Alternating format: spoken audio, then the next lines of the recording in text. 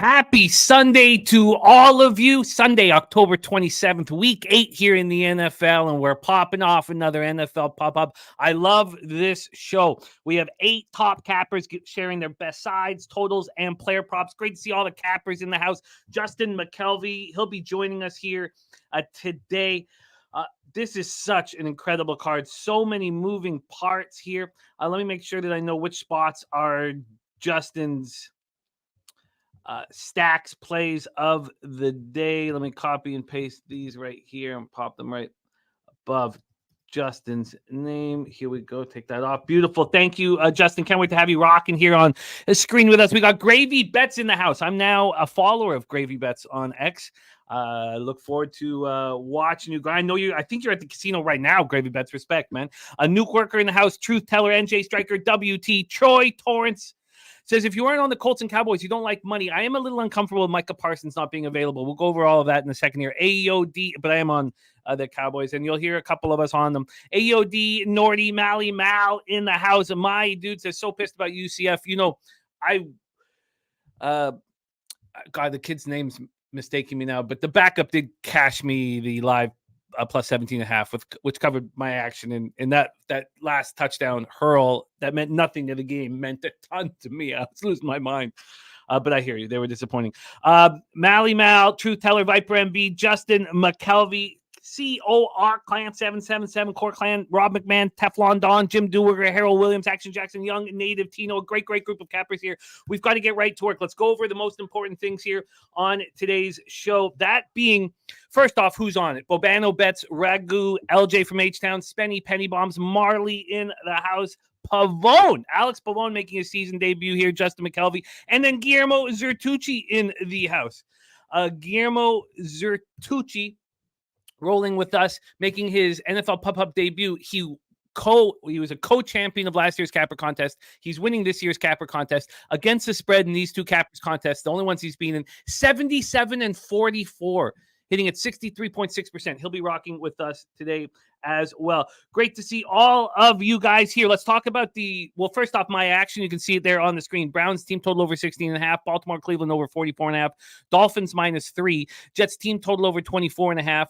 New York Jets, New England over 41.5. Jaguars +4.5. Colts +6. Bills -3. Bears money line. Cowboys +4.5. That was all bet Tuesday. If there's any kind of regret here, I would like to be on the under in the Cowboys-Bills game in the rain. I'm not on it. It's gone down to 45.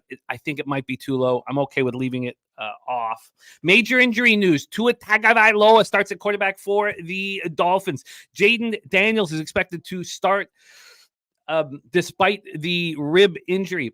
The Cowboys will not have Micah Parsons available tonight against the 49ers. The Colts will have running back Jonathan Taylor and defensive tackle DeForest Buckner in the lineup. The Texans will not have linebacker Azeez Al-Shaair. Then this is interesting news from the Saints, New Orleans Saints side of things. They're getting healthier. Chris Olave is returning from the concussion, and Taysom Hill with the rib injury was not given an injury designation. Also, another interesting turn of events, the Seahawks wide receiver DK Metcalf is doubtful. We are waiting on our first guest, Bobano, here in the house. He's supposed to be with us right this very second, and he is not. So what we can do is we can do a couple different things, expecting him to be back any second. We can introduce his first game so we can get that work done, because we only have 22 minutes with Bobano. So let me just see if he is and there he is. Beautiful. Okay, good. Okay, so we are ready to rock and roll. Thank you guys so much for joining with us. I'm very excited about this card. The weekend of action was a roller coaster ride of the wildest order. I mean, just absolutely bananas, the roller coaster ride I was on, especially in the CFL yesterday and the day before. And I'm so excited about hammering NFL. I'm so excited about what we do here each and every day. Thank you guys for joining us. Let's bring on our first guest. He is our Season 2 champion. He got off to a tough start here on week 1, but he has bounced back in a big way. In his last 2 performances here on the show, he's 15-8 plus 5.46 units. Now he's just a half unit out of the black, and he's done impressive work, and he continues to do so. Again, our Season 2 champion. Please welcome from Hamilton, Ontario, Canada's black and yellow, Steel Town. Please welcome Ian Cameron to the show. Bobano, how are you, my friend? Always great. I like this card too, so I'm looking forward to hopefully another profitable week. Hoping for 3 in a row now on the show. I love it. I love it. And I love it. Yes. And you've also gone 4-0 on the Thursday night action with us. Oh, actually, I haven't. God, I forgot what happened last Thursday. You were 4-0 going into Thursday, but let's we had get the Rams team total over, so that was a winner. Yep. Okay, beautiful. So, okay, then you're running nice. Let's keep it moving. Let's go. Bobano starts his card. He's got 8 games here, and we have to be brisk. Baltimore Ravens at Cleveland Browns, Huntington Bank Field in Cleveland, Ohio. 55 Fahrenheit, mostly sunny, 7 miles per hour. For the Ravens, Keaton Mitchell, we're waiting for him to, he won't be available to back up Derrick Henry this week. Also, Marlon Humphrey is doubtful, cornerback doubtful. Zay Flowers dealing with a hamstring injury. He practiced in a limited capacity, game time decision, but we expect him to be good to go. Nate Wiggins is also a cornerback dealing with a shoulder and illness injury. He didn't travel with the team because of the illness, but he could suit up still. We're waiting on that. For the Browns, Wyatt Teller, full participant, activated off IR. It's a huge, huge help on the offensive line that's been a mess all season long. They're not going to have Jedrick Wills. Jordan Hicks is out as well. Linebacker Ronnie Hickman, safety's out, and Jerome Ford is out. Let's get into the line history here and hand it over to our guy, Bobano. This is a very important game for me as I'm on this team total and the full game over here, and it's gone up to 40. Not really. I guess it's still a 44.5 because it's minus 119 to the under. This was a legit 45, which I felt good about a couple hours ago, but that's gone by the wayside. On the spread right now, we have the down to a 7.5. Look at that. Down, and you can get that 7.5 for the Browns at plus 101. For the Ravens at plus 101. So a real legit move towards the Browns. 17% and 25%. 17% of the tickets, 25% of the cash is on the Browns. And line moving direction, 86% tickets, 91% cash on the over. It makes me nervous. Take it away for us, Bobano. Your game 1 on the card, my man. I'm on the same 2 plays you are in this game. The very same 2 plays. Cleveland team total over and the full game over in this spot. Over 16.5 with the Cleveland team total at minus 140 right now at Bet365.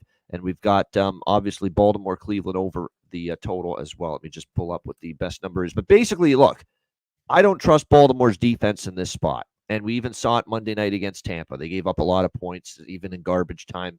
It's not a great Raven defense this year, especially the secondary. And, Myles Garrett and all these Browns players can step up to the media last week, say what they want about Deshaun Watson's a model citizen. He's been a great guy, great teammate. Bull. He's been a terrible quarterback for you, and I don't buy that he's been a saint on the field, off the field. I think they rally around Jameis. I really do. I think finally that he's going to give them at least a little shot in the arm. He can't be worse. The way you look at it with Jameis Winston is he can't be worse. He can only be better than what we saw from Deshaun Watson. And you mentioned the Browns' offensive line getting healthier, including Wyatt Teller being back. I think the Browns can get to 17. Ravens have given up at least 17 in a lot of games this year as well. So I like the Browns team total over 16.5. I like this full game over as well. 44.5 minus 106 is the best number out there with that, because I don't think Cleveland can stop Baltimore, quite honestly. The Browns defense has been a disappointment all year. Lamar and Derrick Henry and company have been very tough to stop. I don't think Cleveland's totally slowing them down. It's also why I very much prefer, if you like Cleveland, take the team total rather than the plus points, because I just don't know how that defense is going to slow down Baltimore. But I don't know if that Baltimore defense is going to bring their best intensity off a short week on Monday night. So I like both plays. Browns team total over, full game over. And going back in time, I would like to be on that 9.5. I'm not now, but now looking at, obviously, hindsight's 2020. We're here now with the line move. Spenny moved on at 9.5. I chose, like you, the team total instead. Well, you don't want this to be 31-17 Baltimore, where they don't cover, but you cash your team total. That's how I see it. Yeah. I'm right with, and I did not want to triple up on the game either. Yeah. So yeah, no, I'm right with you. Same spots as you. Bobano gives me a ton of confidence. Pipe says Browns are a different team with a competent quarterback. Jameis won't set the world on fire, but this team will pull up points on the board against a weaker Ravens defense. I love it. Roll on to the next spot on the board here. 1 p.m. Eastern. Green Bay Packers 5-2, 2-1 on the road at the Jacksonville Jaguars. 2-5, 2-1 at home. Well, not really at home, but 1-1 here at Everbank Stadium in Jacksonville, Florida. 83 Fahrenheit, sunny, 5 miles per hour. We'll start with the Packers. They're not going to have their starting center, Josh Myers. He is not going to be available. Jacob Monk is who we think will be starting. And Edgerrin Cooper will start at linebacker if Quay Walker is not available. He's not clear concussion protocol. He may, though, before the game starts. And then defensive lineman Devontae Wyatt is out. Travis Etienne is out for – we don't know. Sorry about that. He's a game time decision. So Bigsby will start. Cam Robinson has been cleared from concussion protocol. That's a big deal. But the big deal I've been talking about all week is Foye Oluokun coming back from IR. So he will fortify and help and put some positive energy into this defense that's not been very good. We have this down to a 3.5. I love to see that. 3.5 at -111. I'm in on the 4.5. When we get to, and also Matty Ice, he came in on to our show on, I think it was Thursday, said it was his best bet of the week, and he was also on the money line here on this one. From a total spot, we have a 49 -112 to the under. This is bounced. Actually, it hasn't bounced. Oh, yes, it did. What am I talking about? This got up to 51 at one point early in the week, but this has been stuck around 49 for a while, and it's 49 juice to the under. And when we get to the cash flow for this one, we have 70% of the tickets and 74% of cash on the over, 19% of the tickets and 43% of the cash on the Jaguars. Take it away, Bobano. I like Packers team total over in this rather than the -3.5. We'll see how it goes. I don't love that they play Detroit next week. That's a little concerning. Big game next week. To maybe take Jacksonville here a little bit for granted. But here's Jacksonville's defense. Throw out the New England game. Doesn't really impress me too much. 35 given up to Chicago. 34 given up to Indianapolis. 47 given up to Buffalo. Now, you mentioned they're getting some reinforcements on defense, but I still think Green Bay is good for 27 in this game. Let's be honest, too. Against Houston, they probably could have scored more points if they had some better finishing in the red zone, and Houston's a lot better on defense than Jacksonville is. This Jordan Love offense is starting to get it rolling. Don't have great faith for the Jaguars defense. It's a tricky spot for the Packers with the Lions game on deck, but it's not a great spot for Jacksonville either, coming off the London, England game. So you wonder, just what if you're going to get their absolute best after coming back from across the pond for the last 2 weeks. So like I said, I think the Packers win. I lean to them covering, but I just kind of like with the Cleveland game, I feel the team total's the better look. So Packers over 26.5 -116. Over 26.5 at -116. Thank you so much for the no Gorky. Thank you, man. Blessing our action. He says you can't clear protocol pregame. It's a 5-day step, but it's been over 5 days, so you can. But thank you so much for the Dono, my friend. We love capping with you, Gorky. So over 26.5 at -116 for Bobano. Let's move on to Colts, Texans. Next spot on the board, Energy Stadium in Houston, Texas. I'm very excited about the spot. I have the Colts to make the playoffs at +140. I have the Colts here at +6. I have Jonathan Taylor coming back. Pittman, who's been dealing with a back injury, no longer has any kind of designation. DeForest Buckner comes back. Also, Cameron McGrone coming off the IR. I don't know what McGrone's going to give, so I'm not going to sit here and be blasting that. But and then Azeez Al-Shaair, I think, is a monster.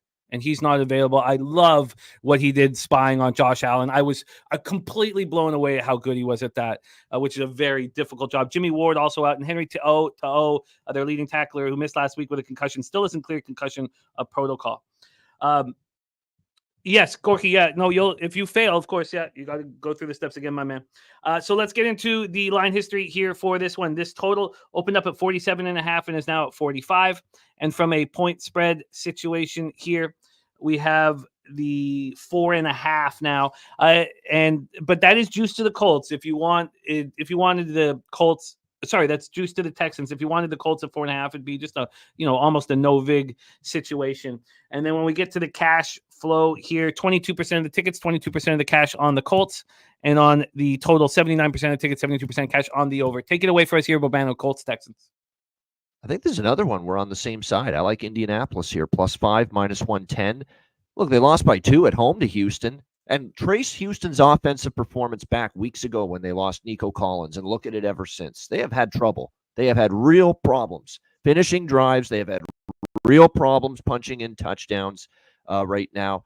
No, Joe Mixon being back helps, and I do worry he could run all over the Colts a little bit. That's my biggest matchup concern here in this game for the Indianapolis Colts. But I think when you look at this situation, Indianapolis been a good road underdog in the Shane Steichen era.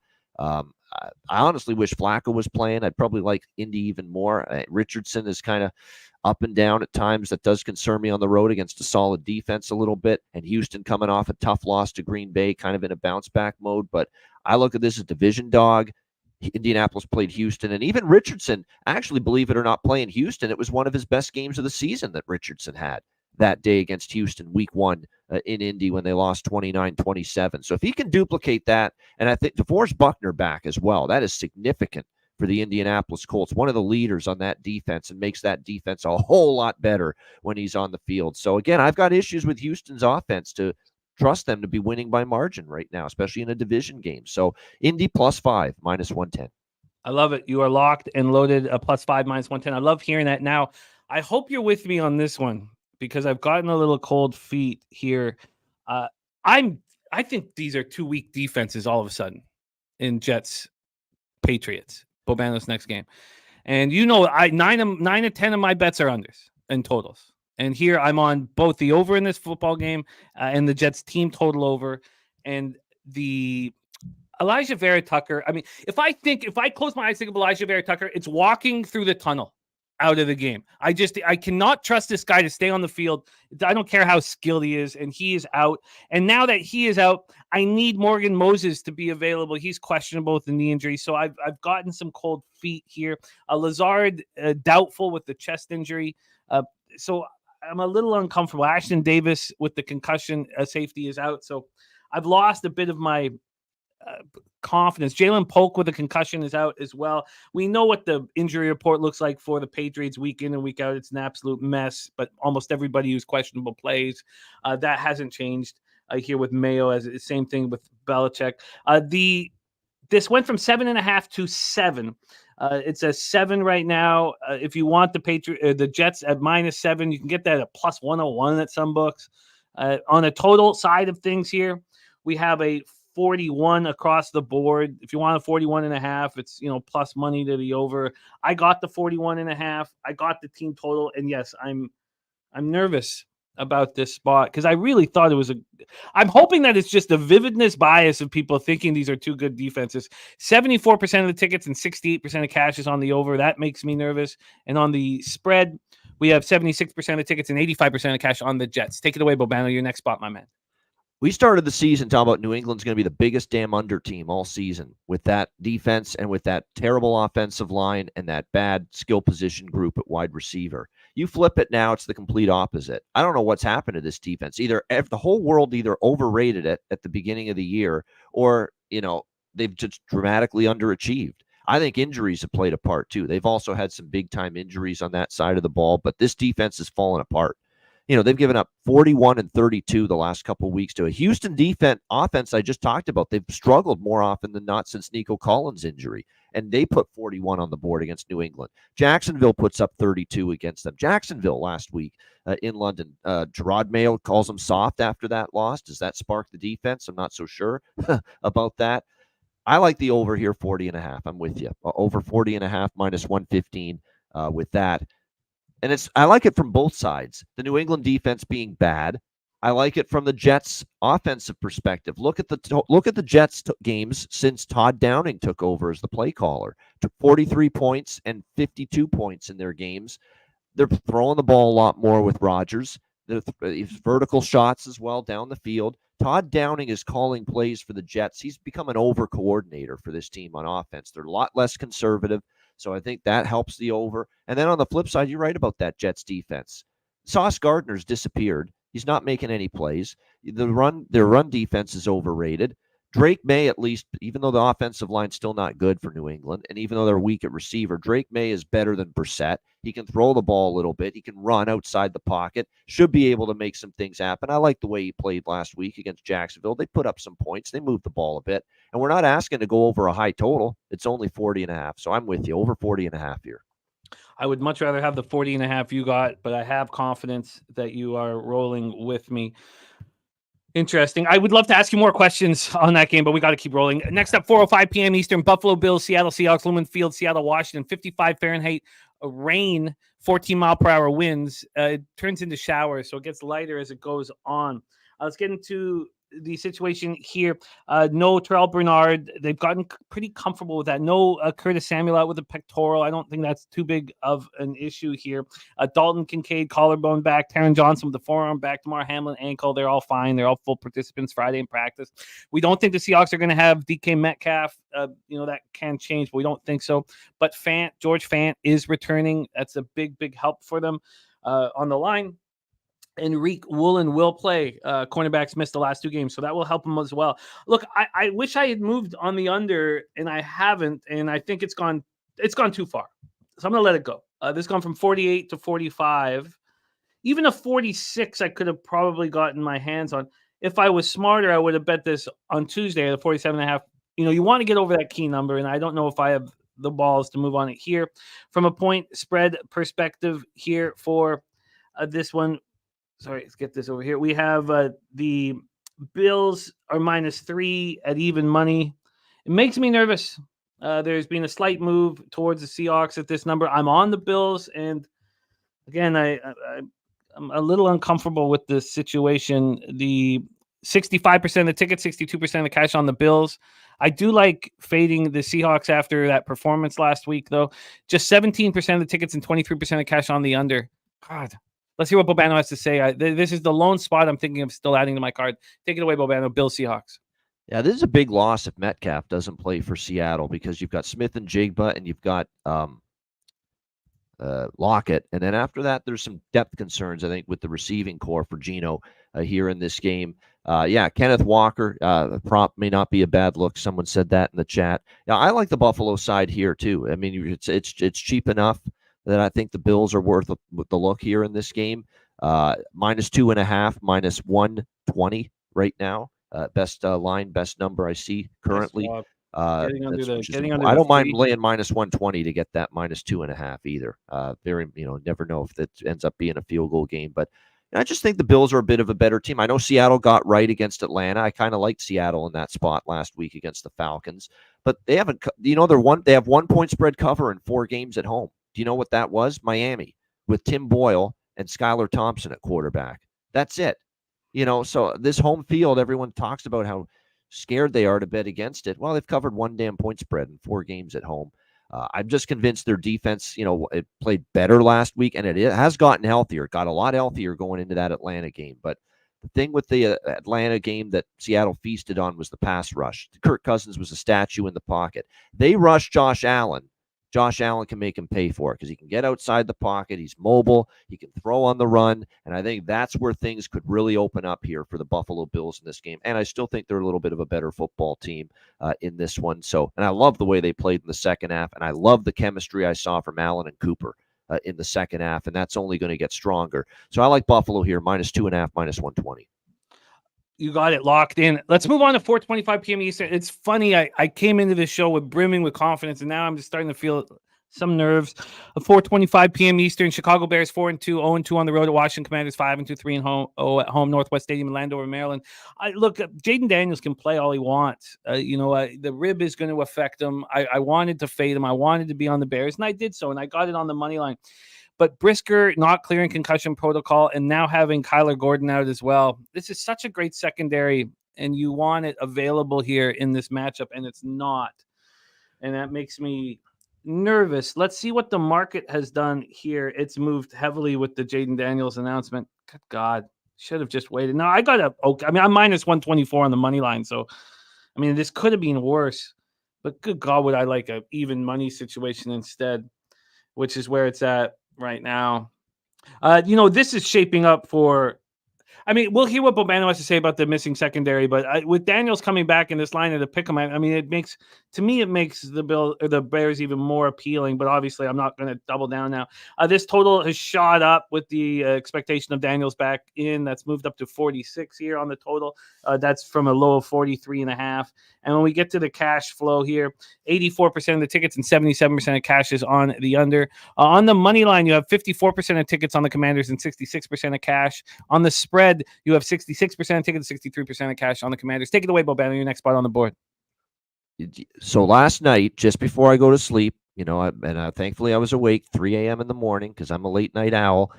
I hear this. I see the post from Adam Schefter that Jaden Daniels likely to suit up. And this immediately became my strongest play of the whole weekend. I hammered this over with all of my might, and I absolutely love it. I have 46 now. Look, it's not quite the same number. I think when I got in, it was 44.5. So it's a 1.5 point difference. I still like it at 46. I think it still has value. Washington, I think, can move the ball. Those Chicago defensive injuries concerned. Here's another thing that concerns me about Chicago, and I think they actually have a very good defense. I don't want to make it sound like I'm negative or I think their defense is, fraudulent. I don't. They're a good defensive team. But Jacksonville, Carolina, the last 2 weeks, come on. I mean, Washington's offense with Jaden Daniels back is a huge, huge challenge and a much taller order, a much more difficult challenge for this Bears defense. But here's the thing, and we're going to get a great battle of number 1, number 2 overall picks, head-to-head, the top 2 quarterbacks, Williams and Daniels.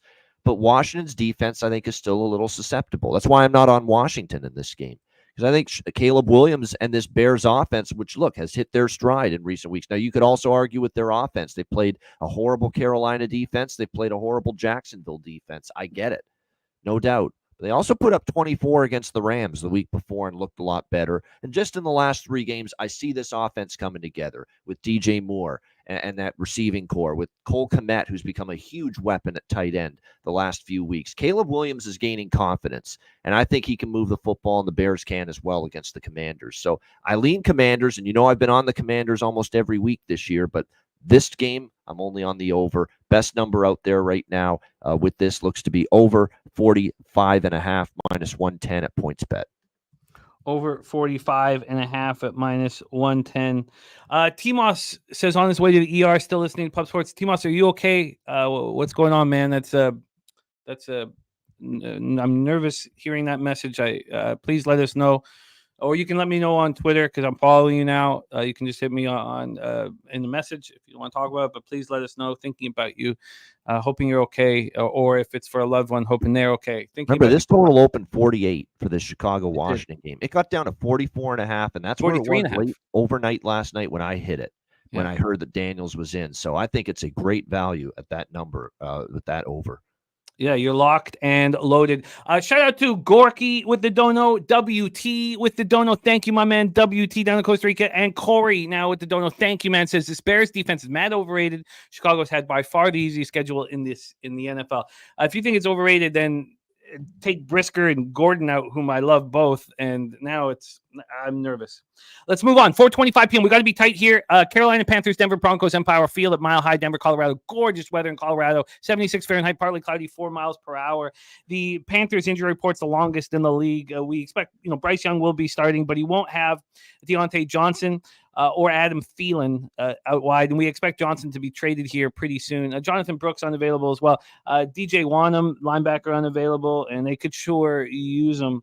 It's a tough spot. Just a horrible, horrible injury report. And then you're going up against a Broncos team that's healthy. I mean, if Palczewski plays a tackle, then you're good to go. Just PJ Locke, only one not going to be available. Let's get into the line history here for this one.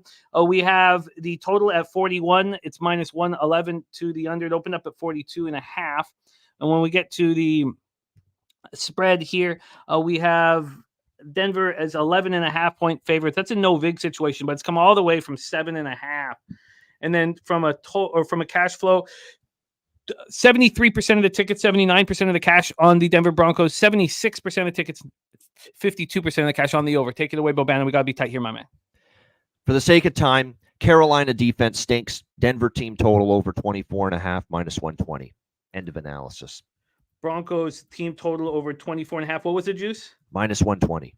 minus 120. I get this look. I get this look a lot. Look, they put up 33 against a and I love that team total against New Orleans for this Denver team against a beleaguered, injury-riddled defense. Carolina's is even worse. So, and Carolina's only given up fewer than 25 points once, and that was their only win of the year against the Raiders, and the Raiders have not a great offense. Every other game, they've given up way more than this number of points. I think it's too low with this Broncos team total. Locked and loaded. Final spot on the card gives us fodder for our Sunday night live stream. Cowboys 49ers. I can't wait for this game tonight. Levi Stadium, Santa Clara, California. Join us right here at 7:20 p.m. Eastern. We'll be live for the entire show. 68 Fahrenheit, mostly cloudy, 12 miles per hour. I had thought that Micah Parsons would be in the lineup for this, and that he's not. It's a kick in the neck for me. A kick in the neck. For the Niners, defensive tackle Kevin Givens with the groin injury, Juwan Jennings hip injury, and Jake Moody are out. Kittle is a game time, but we expect him to play. But he's more. I hear that he's more on the fence than Debo, but we'll have to see. Line history wise, this has moved to a 5.5. I mean, we pushed to get the 4.5. We pushed hard. Razor sharp picks in the house. Great to see you. We pushed, and so now that this is a 5.5, and I don't like it. From the total side of things here, move over here. From the total side of things, I can't wait to hear Ragu's thoughts on this game as well. You're going to hear both Ragu and Bobano on this one, and Ragu's next. This total opened up at 48, dropped to 47. The reason why I say that about Ragu is just because I know he moved on the Cowboys early too. Very early in the week, tweeted it out to make sure it was official. Now it's moving against us. 50-50 on the spread, 59% of cash on the Cowboys, 74% ticket, 75% cash on the over. Take it away, Bobano, my man, your last game on the board. I'll give them one chance to not screw up, to be an absolutely somewhat competent football team for a change. I'm on Dallas here. And look, I know Samuel's going to play. Kittle's going to play. Well, I knew Kittle was going to play all week. Samuel was the one we were wondering about, and he's going to play. But I don't think Juwan Jennings is back, and he was playing pretty well. And, of course, Ayuk out for the year. Still some key injuries. And, without that fully healthy complement, we've seen Brock Purdy make more mistakes, make more interceptions. Here's the thing for Dallas. What kind of pride do you have as a football team? What do you want your season to be? Because you're off a bye week. You're off a total embarrassment before that against Detroit. Go on the road. Treat this game against a team that has owned your ass. Treat it like a business trip. Show some spine. Show some guts. Go out there and play a good football game, because San Francisco's ripe for the picking right now with all these injuries. Dallas plus 5.5, minus 106. Plus 5.5, minus 106. We should get a live bet opportunity knowing Shanny's scripted plays. They've actually been better on the road. I think they've won every road game so far. Now they haven't played anyone on the road, San Francisco, but they've been better on the road. It's weird. Last year they were better at home than on the road. This year so far they've been better on the road than they've been at home. Let's review all action here from Bobano. Cowboys plus 5.5, minus 106. Broncos team total over 24.5 and minus 120. Over 45.5 in Bears, Commanders. Bills minus 2.5, paid minus 120 for that cheap price. Over 40.5, minus 115 for the over in Jets, Patriots. Colts plus 5. Then we have Packers team total over 26.5. And then he gets his card started with the Browns team total over 16.5 and Baltimore Cleveland over 44.5. I'm going to tack on one more bet. I didn't put it on the list, but I want to put it. I want it to be included. Tennessee, Detroit over 44.5, minus 110. No L'Jarius Sneed, best corner for the Titans. Rudolph at quarterback. Again, to me, that's better situation than Levis. To me, it just is. Detroit's defense still suspect without Hutchinson. They did struggle, even though they beat Minnesota. And then on the flip side, I think Detroit's offense has their way at home with that Tennessee defense, just like Buffalo did last week. So over 44.5 there. You are locked and loaded, my friend. Thank you so much for making time for us. We have the star of the NBA OG show, the Ice Guys, and Hitting the Books rocking with us right now. Please support those three shows and support Bobano on X at Bobano Bets. Bobano, thank you so much for your time. Any last words for the Cappers supporting the show? Let's just have a great Sunday. Good luck. And to you, Jimmy, and everyone in the chat, let's cash some tickets today. See ya. There he is, Bobano. Bobano, our season 2 champion, currently ranked 13 out of 26, 25 and 22, down 0.53 units. But in the last 2 weeks, 15 and 8, plus 5.46 units. Our next guest was our inaugural season 1 champion. We're now in season 4 of NFL Pub Hub. He is ranked 7th out of 26 cappers here, 12-10 plus 1.64 units. And can't wait to hear him rock with us right now. Please welcome from Ocala, Florida, the Big Ragu in the house. Doc, how are you, my man? What's going on, guys? Hopefully we catch a couple more W's and L's today, but I'm pretty sure we will. Tough card, though, by the way. I think so, but let's get to work. It's a tough card, but it's so much fun to cap.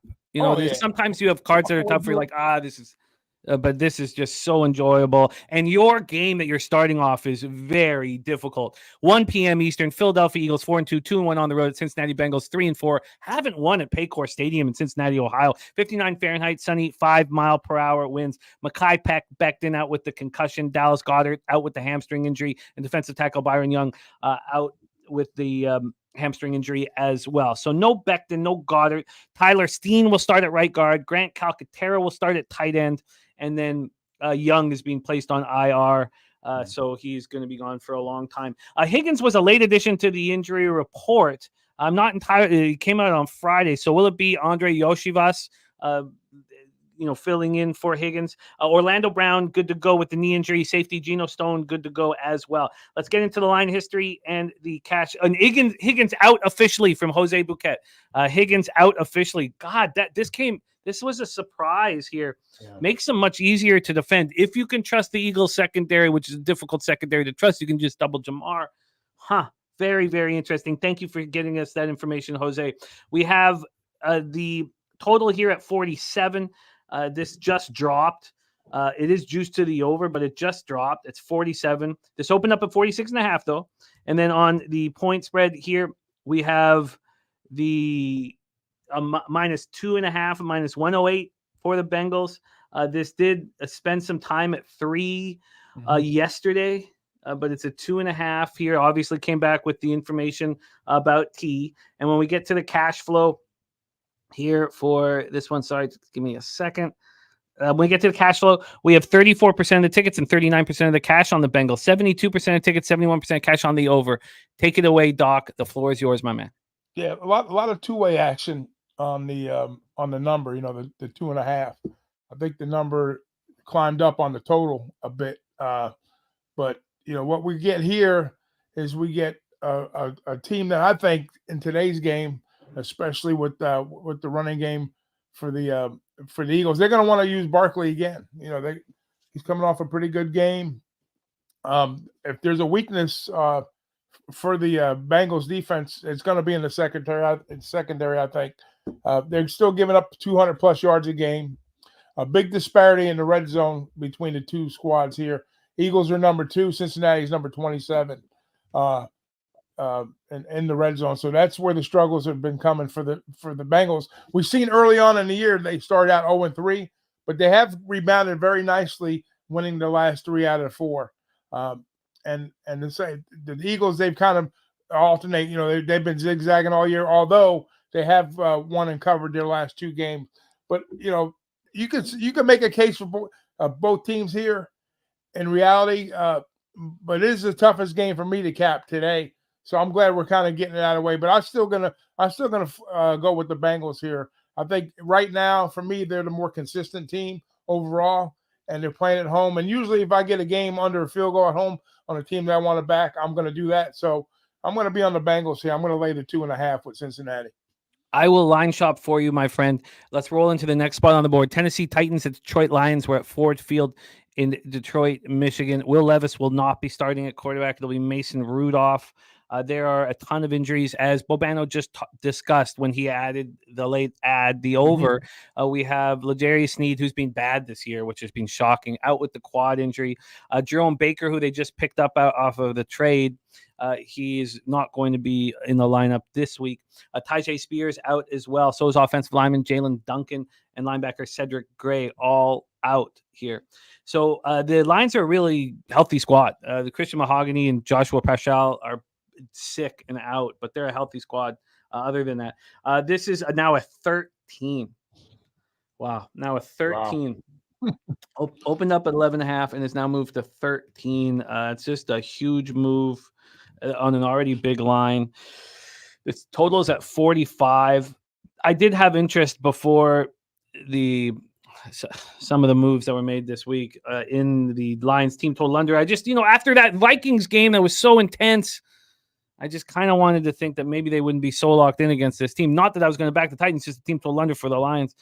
Take it away for us. Oh, sorry. Let me get to the cash flow then on the Lions. Sorry about that. The cash here, we have 12% of the tickets, 10% of the cash on the Titans, 86% of the tickets, 89% cash on the over. Take it away, Raghu. Yeah, this to me, like Ian was saying, I think we'll see points in this particular game. But what's kind of weird is if you look at what the Lions have done, like they've averaged like 40 points a game the last three, but they play a different brand of football on the road in my book. If you look at it, their team total is sitting like 28-ish, and you got the Titans right about 16 and a half. But this game, initially, with all the money coming on the Lions, the books have got their arms wide open for you to take the Lions here, guys. And I see a major possibility of a backdoor. I could see this game, sitting at 28-10. And here comes the friggin' the back door with the team total and Titans getting home, with the number. But like you said, the Lions, they might be a little bit, maybe a little bit healthier, I would think. But I still have some question marks on the defensive side for the Lions also. But Williams, is gone, which I don't think it's going to matter a whole lot. I think they got plenty of weapons on offense, but they do play a different style here, so. I'm gonna. This is a hold your nose play for me. I'm gonna go against all the money, sharps and squares here. I think the Titans get the money here. Rudolph to me is better than Levis, anyways. That's going to be his team going forward. But I'll take an ugly play. I'll take the Titans. You're gonna give me 13 points in the NFL. I'm gonna take it. So give me the Titans. That is locked and loaded here. My dude, can you confirm the information that you're talking about in the chat? Because Fred Johnson at left tackle, Lane Johnson at right tackle, good to go for the Eagles. Cam Jurgens at center, left guard Landon Dickerson, good to go. It's just Mekhi Becton that's out. So can you please confirm what you're talking about with the two tackles out for the Eagles? Very crucial information that you're dropping in the chat. So could you please confirm that? Packers up next week too for the Lions. Please, that's important. This is we listen to you very, very a lot, my dude. We respect you. Can you please talk about what you're seeing that I'm not seeing? Next up, we have 4:25 p.m. Eastern. Chicago Bears, Washington Commanders, Northwest Stadium in Landover, Maryland. 58 Fahrenheit, sunny 3 miles per hour. We've already set this one up, Raghu. So just need to hear how you're getting paid, my man. Yeah, well, the big question mark was, the big news was Daniels coming back, and that you get the top 2 draft choices now to go head to head here. But let's take a little bit of pause here on the offenses. Even though we looked at some inferior opponents, what the Bears have done and how spectacular that Daniels has been all season long with running that offense. You got 2 teams here, guys, that are 5-1 to the number, and plus category in the win columns. So this thing has all the makings of a big over, right? And to his point. I tend to kind of, on paper, I agree with it. But if you look at what these teams have done in the splits, on their home and road splits, let's see, we've got a 19 for the Bears, and we got a 13 on the Commanders. So I'm on the under here, guys. I think under comes. I think we got 2 defensive minded. I think Washington is starting to figure out things defensively. We know they're rolling offensively, but defensively they're starting to figure things out. And the Bears, that's a quality defensive team all season long.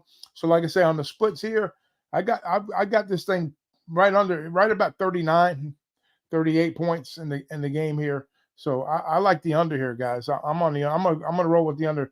All the optics say over, but I like the under. I think the splits wear strong to me here, so I'm going to take the under here. The 46 looks solid for me. This happened the last time you were with us. I'll go over the week 5 or week 3. I think it's probably week 5. There was an over I was on, and it was the first thing I bet that week. And then I was getting some cold feet about it. You came on and told us why you think that it will go to the under? The public was all over the over, and I was with the public, and it went way under. Yeah. And now you're I think dropping it's a that. similar spot here. I think. Yeah, and I'll get that game up here in a second. Let's roll on to your next spot on the board. 4:25 p.m. Eastern, Kansas City Chiefs, LA Raiders, Allegiant Stadium in Las Vegas, Nevada. For the Chiefs, Mike Dana with the pectoral is out. So is Juju Smith-Schuster with the hamstring injury. DeAndre Hopkins is making his debut, with the team. He's got to be big because there's no Rashee Rice, there's no Hollywood Brown, there's no Smith-Schuster. For the Raiders, Jacoby Myers, we're hoping is in the lineup. We think he will be. It's just Dylan Parham who is out right now with the foot injury. Let's get into the line history here. This is a 42. It's a 42 juice to the over right now. This did drop to 41. It spent most of the week at 41, but it's right back at 42.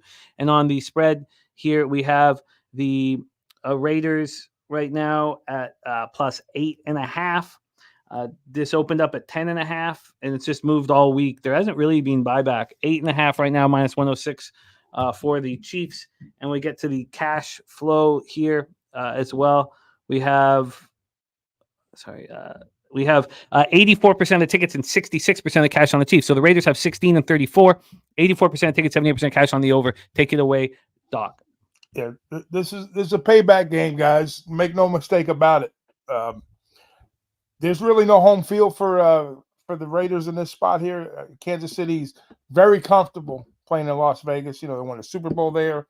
Their fans travel well. There's going to be a lot of Kansas City fans here, so you can take the home field out of the equation on this one, which is usually a good 2.5, 3 points, depending on who's playing and where. But yeah, and then also you have the fact that Mahomes they've been making fun of Mahomes in a lot of different ways in this game. If you've been paying attention to the media and some of the stuff that goes on behind the scenes, and this is a revenge game too. Last time they played in Arrowhead as an 11-point underdog, the Raiders won this game outright, 20-14. But there's a little nugget here in this game that I went back and peeled back. If there's no better coach in the league to making second half adjustments other than the Chiefs head coach, right? We know what Andy Reid does. He adjusts, nobody better. And the Chiefs defense is highly, I'm not gonna say underrated, but they're a top 3 defense. And we get Minshew back for the Raiders. But the play on the angle here is, if you look at all the games except for one this season, the Chiefs have outscored their opponent in the third quarter. So, and I've seen it sitting at like 1.5 at DraftKings at minus 110. So that's going to be my first official play on this spot here. Is I'm going to take the Chiefs third quarter minus 1.5, minus 110 at DraftKings. Now the second nugget is it's not a nugget. It's a payback situation for the Chefs. So I'm going to be on the Chefs for the full game. I'll gladly lay the 8.5 spot here with the Chiefs. They've been spectacular at covering numbers, and today is no different. So put me on the Chefs again here on that, and I'm going to triple up in this spot here. Yeah, Kermit the Frog, keep talking smack about the kid. Today, he gets an anytime touchdown at also at plus 450. Anytime TD for Kermit the Frog gets the TD. Locked and loaded here. Locked and loaded. My dude, no, you're all good, man. You're all good. You were talking about Mailata going on IR, being replaced by Fred Johnson at left tackle, and then Mekhi Becton being out now at right guard. You're all good, my man. You're all good. It's okay. It's good that we figured it about your money in the bank, and thank you for all your info, my guy. So final spot on the board. We've already set it up, and this is what I wanted to hear you talk about. You've already tweeted this out, and we both thought we were beating the line here. We both thought that Michael Parsons would be in the lineup. Take it away, Doc. Cowboys Niners are Sunday night. Yeah, I'm nervous now a little bit, but you know what? I like to push back. I'm not scared. If you truly believe in your cap, and you've said this many times yourself, with conviction, stay on that side and don't worry about it. Don't look back. Don't worry. Don't look over your shoulder. But yeah, you tend to take a little bit of pause here. But I mean, come on, what an embarrassment that these boys took. And on that home loss, 47-9, man, that was really, really ugly football there for them. But Dak has been pretty good off the bye. They're coming off the bye. You got to give them that. And are the Niners getting healthier? Not really. I mean, Ayuk is gone. I get is the move because of Samuel. Samuel worth the point, for the Niners to kind of to bring things back and put things in perspective. I mean, he might be worth a half a point to a point possibly, but there's trouble in Ninerland, guys. There's big trouble in Ninerland. Their defense is not what it was once. They've got issues, and Parsons. I get that point of it too. But I mean, I don't get the move. I really don't get the 5.5. I'll gladly take it. I'm going to join you and Ian on that spot here. But am I nervous about it? Not really. I still think the boys coming off the bye is the play here. And the Niners are going to continue to struggle. I think so. So now we got both of these teams are sitting at 3 wins here. So now are we talking? Starting to get a little nervous for playoffs? I think both teams will probably wind up in the playoffs wholeheartedly. But to me, this has got to be a Dallas spot. I don't care what the number is. Like Darrell, I don't give a fuck what the line is. Give me the damn boys here. You are locked and loaded. You did tweet out the Cowboys 4.5, so we'll both ride on that number. You're on Chiefs third quarter -1.5, Chiefs -8.5, Mahomes anytime touchdown +450. Your Bears Commanders under. Let's just quickly get that line shop in here for the Bears Commanders under. That's best line available right now is a. God, can we get you that hook anywhere? Well, yeah, we can get you under 46.5 at -115. All right. So we'll give you that under 46.5 -115. And then Titans +13 at -113, and the Bengals -2.5 at -108. Ragu currently ranked 7th out of 26 cappers here on this show, our season 1 inaugural champion. Ragu, thank you so much for making time for us. Are we rocking? Can you rock with us Sunday Night Football? Oh, yeah, tonight. Well, I got a busy week coming up. I'm going out to Vegas like on Wednesday morning. I got a lot of travel Monday and Tuesday, but I'm going to come on early tonight so I can get out a little bit earlier than normal. I'm going to hang out, but I'll be here for the first half with you. I love it. Thank you so much for rocking with us. Please support our guy, Big Ragu, on X at Big Ragu 62, and of course his work with DJ Big Boss and Who Bangin' Sports. Doc, thank you so much for your time, my man. See you tonight. There he is, the Big Ragu. We roll on to our next guest. Our next guest has done 4 shows with us this season. The worst he has done is go 3-3 -0.04 units. He's currently ranked 3rd out of 26 cappers here on the show, 14-9 +4.84 units. He's running really, really nice. In his last 3 shows with us, he's 11-6 +4.88 units. Please welcome from Houston, Texas, LJ from H-Town.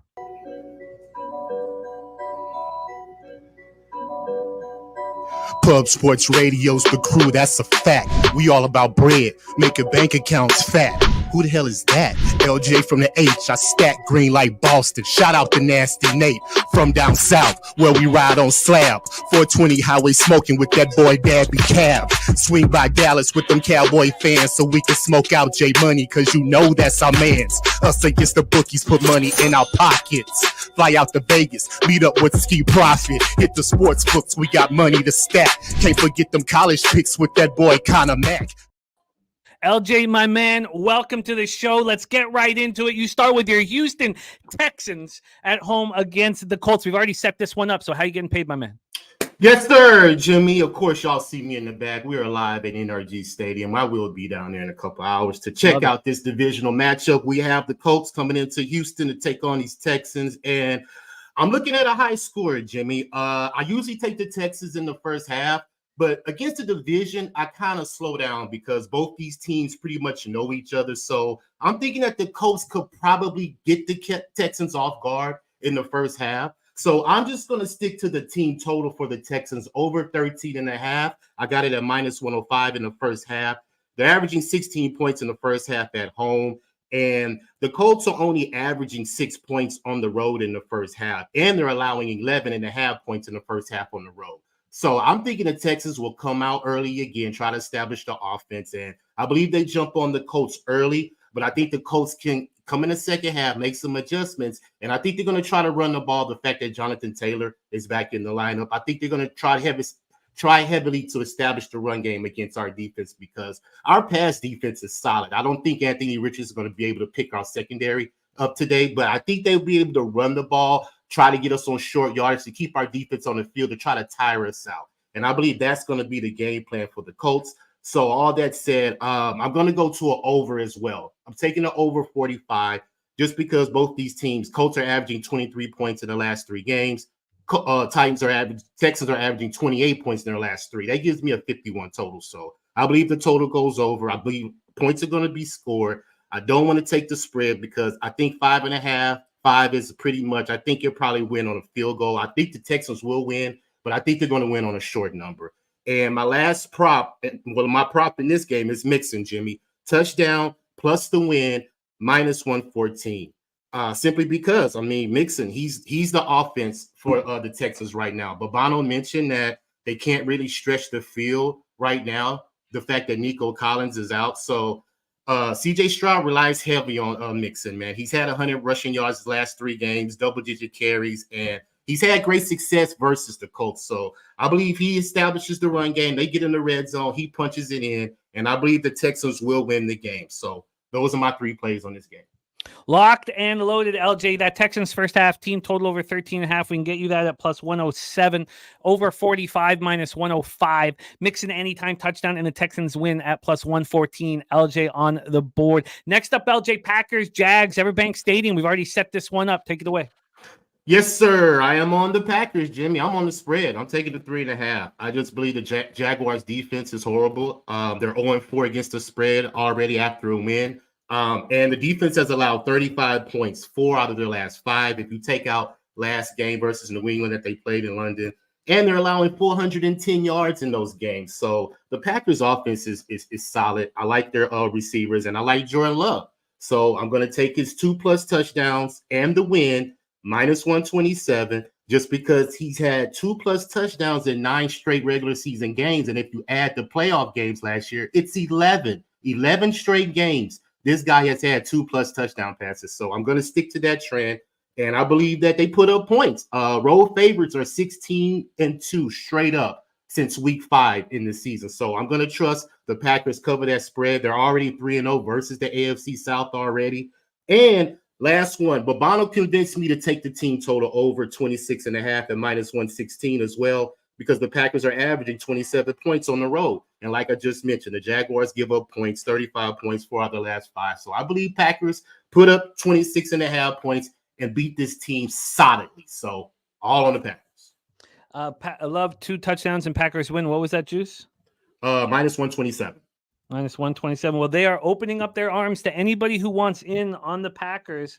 That's now a plus 101 situation for your 3.5. So opening up their arms. So do you want to see what it is for 3? Because this line's just moving, has been moving all week towards the Jaguars. Yeah, we can see that. We can get you that 3 at minus 120. Okay, do it. All right. Minus 3 at minus 120 here. And LJ is locked in. 3 spots there. Next spot for you, LJ, is the Titans-Lions spot that we just set up. We just heard Ragu moving on the Titans at 13. This is a huge spread. Lions off a tough game against the Vikings. What's your plan? Yeah, this is a huge spread. I'm not going to take the Lions in the full game, but we know how to take the Lions. We've been doing it ever since last year, ladies and gentlemen. Lions, first half, minus the 7.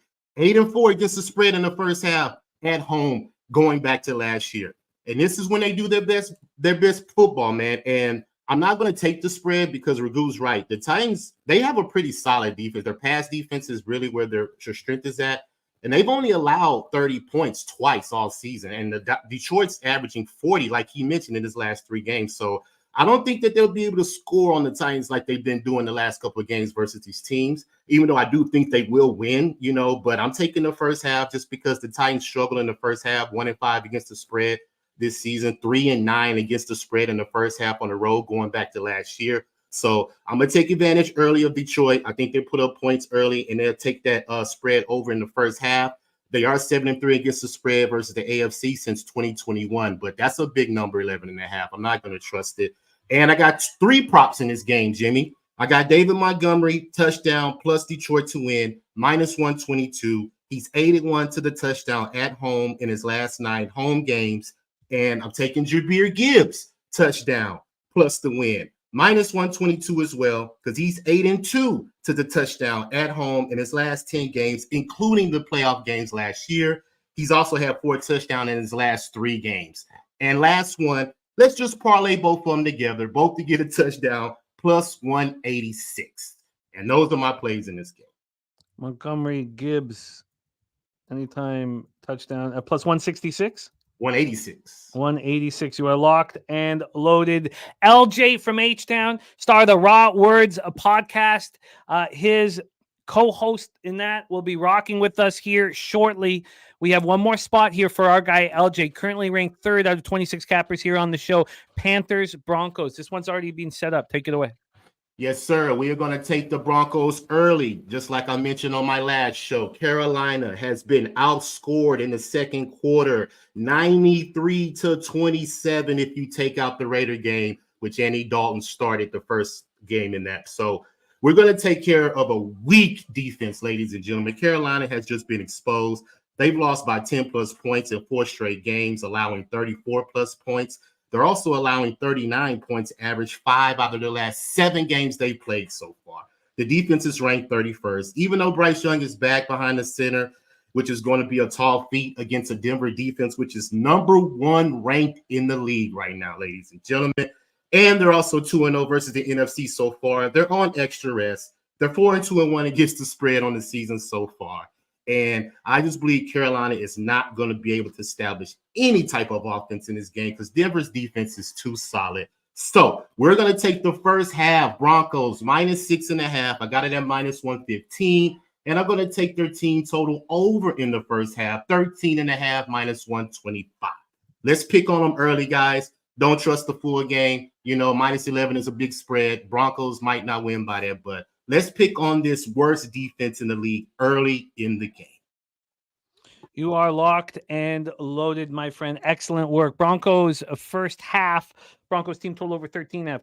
Lions first half minus 7. Montgomery anytime touchdown. Lions win at minus 122. Gibbs anytime touchdown. Lions win at minus 122. Montgomery, Gibbs anytime touchdowns parlayed together at plus 186. Packers minus 3 at minus 120. Love 2 touchdowns and Packers win at minus 127. Packers team total over 26.5 at minus 116. Texans first half team total over 13.5 plus 107. Over 45 at minus 105. Mixon anytime touchdown and Texans win at plus. I forgot one, Jimmy. I forgot one prop in the Denver game. I'll take a Javonte Williams touchdown as well, plus the win at minus 108. Just because the Panthers have allowed 13 rushing touchdowns on the season. That's 3 more than any other team. So you could run on Carolina, and once they get in the red zone, I believe Javonte Williams will punch it in. So was that minus 118?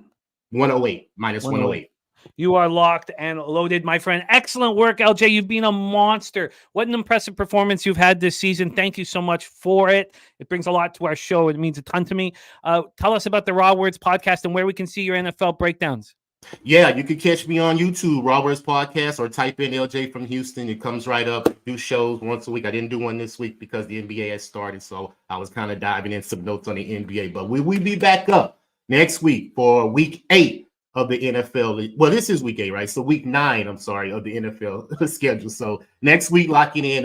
Like I said, you can catch me all on Twitter, man, at LJ Sports Media. You can catch me on YouTube as well. We top tier handicapping, new show plug that we have for our channel. I put up free plays, twice or 3 times a week. And of course, on Who Banging with my man Trotwell, I'm on there as well. So hey, y'all can find me all over YouTube, LJ from H-Town, locked and loaded, ready to get this money on this NFL Sunday. I love it, LJ. Thank you so much for making time for us. LJ from H-Town on his way to the Texans game right now. We move on to our current leader. We just heard from number 3. We're going to hear our current leader next, and then number 2 is right after him. Our current leader has opened up on the competition. Right now, Mr. Bombs himself has just under 7-unit lead on number 2, which is our guy Marley Betts. So we have Spenny has been with us for 3 different shows. His worst show with us, he was up 3.35 units, 19-13 plus 13.15 units. He came second in his inaugural season with us, which was season 2, and he's running up right now. Please welcome from Toronto, Ontario, Canada, man known for the bombs that he provides, Mr. Spenny Penny Bombs in the house. Spenny, how are you, my man? How we doing, Jimmy? How we doing today? How we doing, chat? See everybody popping off in there. Got a whole chat going off today, so it's a big crowd and some good plays that we got to jump into today. Let's get right after it, Spenny. You open up with Falcons Buccaneers. We haven't talked about this game. Raymond James Stadium, Tampa, Florida, 81 Fahrenheit, mostly cloudy, 7 miles per hour for the Falcons. Justin Simmons was not playing with the hamstring injury, so they have him out, and then they have their linebacker Troy Anderson out. Now, can the Buccaneers take advantage of it with both Evans and Chris Godwin out, Trey Palmer, Jalen McMillan now top options? It's questionable. Very questionable. Bucky Irving also dealing with the toe injury. We expect him to play. Line history-wise, this is down to a 1.5. This line's been moving towards the Bucs. I'm very interested in the Bucs. Now, that's a 1.5 with no vig. The problem is, and I can't get over, is how bad Atlanta looked last week. It doesn't correlate perfectly. But you know what teams do in that first time without their stars. This total's gone from 45.5 to 47. And when we get to the cash flow for the Bucs Falcons game, we have 61% of the tickets, 65% of the cash on the Falcons on the spread. Line moving against them. We have 60% of tickets, 57% of cash on the Falcons money line. Again, line moving against them. 83% of tickets, 79% cash on the over. Take it away, Spenny, Penny Bombs, Falcons, Bucs. Yeah, another spot for me to jump on a prop angle here. We saw Drake London absolutely destroy them last time that they played them a couple weeks ago. I don't see any difference in the protection in the secondary for the Bucs this week here as well. So I like Drake London over 67.5 receiving yards at -110. I also like the 75 plus receiving yards at +135. And I did a triple down spot with a touchdown with him as well at +130. He's had a touchdown in 5 of his last 6 games for the Atlanta. He's facing a very weak secondary here in Tampa Bay, where he absolutely destroyed them for over 154 yards, a couple touchdowns. So I think that this is another spot here where I don't think that Mooney or Drake London are going to be able to be covered by the secondary. They're going to be able to run free. Flowers probably would have been the main guy last week, but it was ended up being Bateman because Flowers got hurt. I think this is a great spot where Drake's seeing basically over almost 9 targets a game, seeing 8.5 targets a game. He's one of Cousins' favorite targets here. I just think it's a great spot with the volume and the production against the secondary where Drake London's just going to eat today. So give me Drake London over the receiving yards, 67.5, 75 plus, and the touchdown as well. You are locked in +130 for the anytime touchdown, 75 or more, +135, over 67.5 and -110. Your next one on the board, Philadelphia Eagles, Cincinnati Bengals, Paycor Stadium in Cincinnati, Ohio. We've already set this one up, Spenny, so just tell us how you're getting paid. Yeah, this is a little bit more of a sneaker spot here.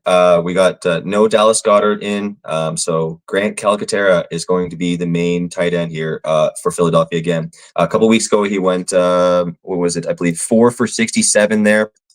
In a game that he had played a couple of weeks where he was the main kind of option as tight end. I think he's going to be, another, healthy spot here again with no Goddard. Cincinnati's giving up over 400 yards and 4 TDs this year to tight ends.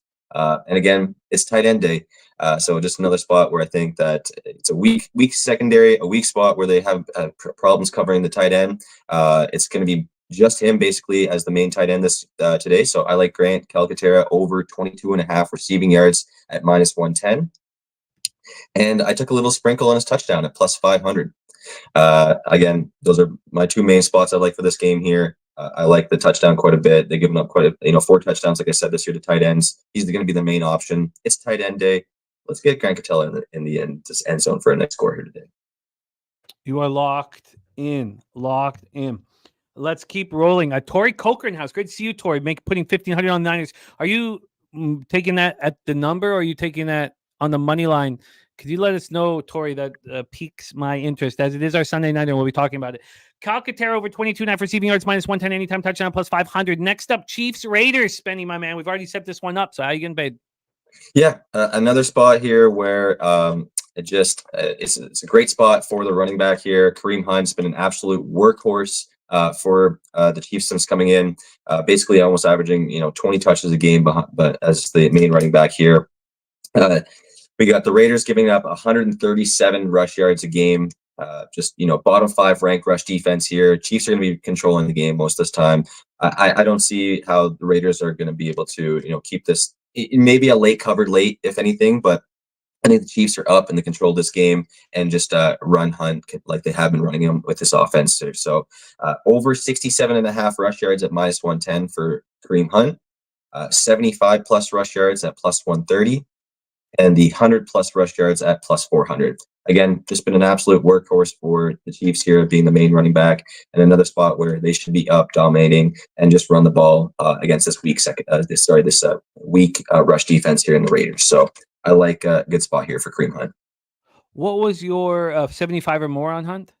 75 is +130, and then the 100 plus is +400. I got that. You're in business. Okay, beautiful, beautiful. All right, let's move on to your final spot here on the board. It is this Bears-Commanders game. Jaden Daniels in. Can't wait to hear your thoughts on how you're getting paid. Take it away.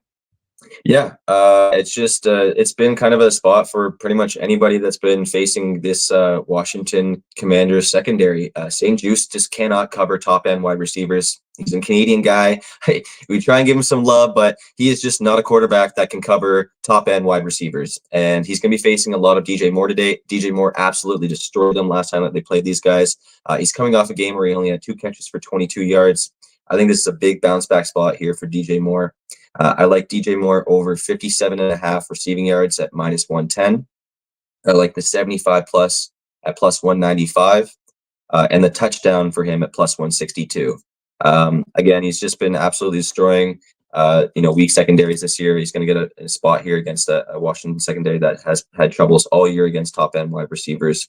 And I just think this is a great bounce back spot for a guy that's, again, seeing basically around 8 targets a game. One of Caleb Williams' top targets. So this is a great spot where DJ's going to bounce back, have a big game here today, I think. And sorry, I got your ATD and more over 57.5 receiving yards. What was the 75 or more? 75 or more was +195. +195. Spenny Penny Bombs, our current leader with a 7-unit lead on his nearest competitor, who is joining us next, is on more over 57.5 receiving yards at -110. He's on 75 or more +195, anytime touchdown +162. Hunt over 67.5 rush yards, 75 or more +130, 100 or more 4-1. Calcaterra over 22.5 receiving yards, anytime touchdown +500. London over 67.5 receiving yards, 75 plus at +135, and anytime touchdown +130. Excellent work, Spenny, my man. Spenny, can you rock with us tonight? Yeah, I should be available tonight. So yeah, let me know. Give me the link, and we'll pop on, and we'll get some of these live scores and get some of those touchdowns again tonight. Maybe another 12-1. That'd be nice. Oh, you're running so hot, Spenny. It's just uncanny. Let's please support our guy Spenny on X. Puts all his action out, and it's our weekend next weekend with the Breeders' Cup. Penny D_8. Pop this here in the chat. Please support our guy, Spenny. Spenny, excellent work, my man. Our current leader, season 2, second place. Any last words for the Capper supporting the show? No, just appreciate you guys showing out every single week. We get, it seems like we got 400 people watching the show. Just, smash that like button, come out every single week, support the shows. I like I said, Jimmy was saying, I post all my stuff on Twitter at any time. So, all my stuff will be there, and at Penny_8, and just, I'll see you guys on the live show tonight. There he is, Spenny Penny Bombs. Let's talk about his nearest competitor. Also second place last year. Notice that the season's changed, but the leaderboard is staying the same. I talk about our next guest because I can't believe the consistency. It's absolutely spectacular. I'm sure you guys are paying attention to it because every week I go, this guy is just so good at this. 17 shows he's been with us. His worst ever show is 1-2. Last week he goes 3-1 plus 2.03 units. Week before he goes 4-2 plus 1.72 units. He's been with us in 5 shows. So 1 week he matched the worst ever performance at 1-2 minus 1.14 units. And he was with us on our live stream that night, and he was so upset. This guy just wins and he wins and he wins. He does it right here for free. And he also does it with Brothers and Bets for free. He does it with our guy LJ from H-Town on the Raw Words podcast for free. Please support our next guest because he's just trying to put money in our pockets. And I love working with him. Please welcome. Got Texas in the house. Marley Betts ready to work with him. Marley, what's good, man? How are you? What's going on, Jimmy? Let's get it. Every time I see you, I'm like, good God. This guy is just, I mean, Shit, I can't catch Spinny though. Goddamn, dropping bombs every. well, he drops bombs. It's going to be tough. It's going to take you all Man, 18 I wrote down weeks. some of his props because I never do props. I'm not a prop guy, but I wrote some down a while ago just because. It's going to take you 18 weeks to catch him, but just slow and steady wins the race, man. Slow and steady wins the race. Okay, let's get right to work. You start with Packers Jaguars. This very interesting game. We've heard Cappers in the chat with the Packers. I'm on the Jaguars. We know that Matty Ice can't play today. His best bet is on the Jaguars. What's your plan here? Take it away, Packers Jaguars. Yeah, man, I'm on the Packers side of things over here. Jordan Love has been amazing, Jimmy. 15 touchdowns. He's second in the league, and he missed 2 games, maybe 3 games, at least 2 games. He missed at least 2 games. Still second in the league in touchdowns. They're scoring 27 points per game, and the problem is Jacksonville. They are terrible, especially in the pass defense. They are ranked at 30th, 31st, and passing yards allowed, and they're only averaging 18 points. Point differential is huge for me. You can't only average 18 points and give up 29. I think Jordan Love is going to carve this defense up, and they've been in London for 3 weeks, 4 weeks, so they got to come back. I don't know how much adjusting needs to be done, time, but I just think the travel schedule was crazy. I know it's a spot play maybe for Jags, but I just think the Packers, they got to keep pace with the Lions. In Minnesota's tough division, they need all these wins. I'm on the Packers -3 or 3.5.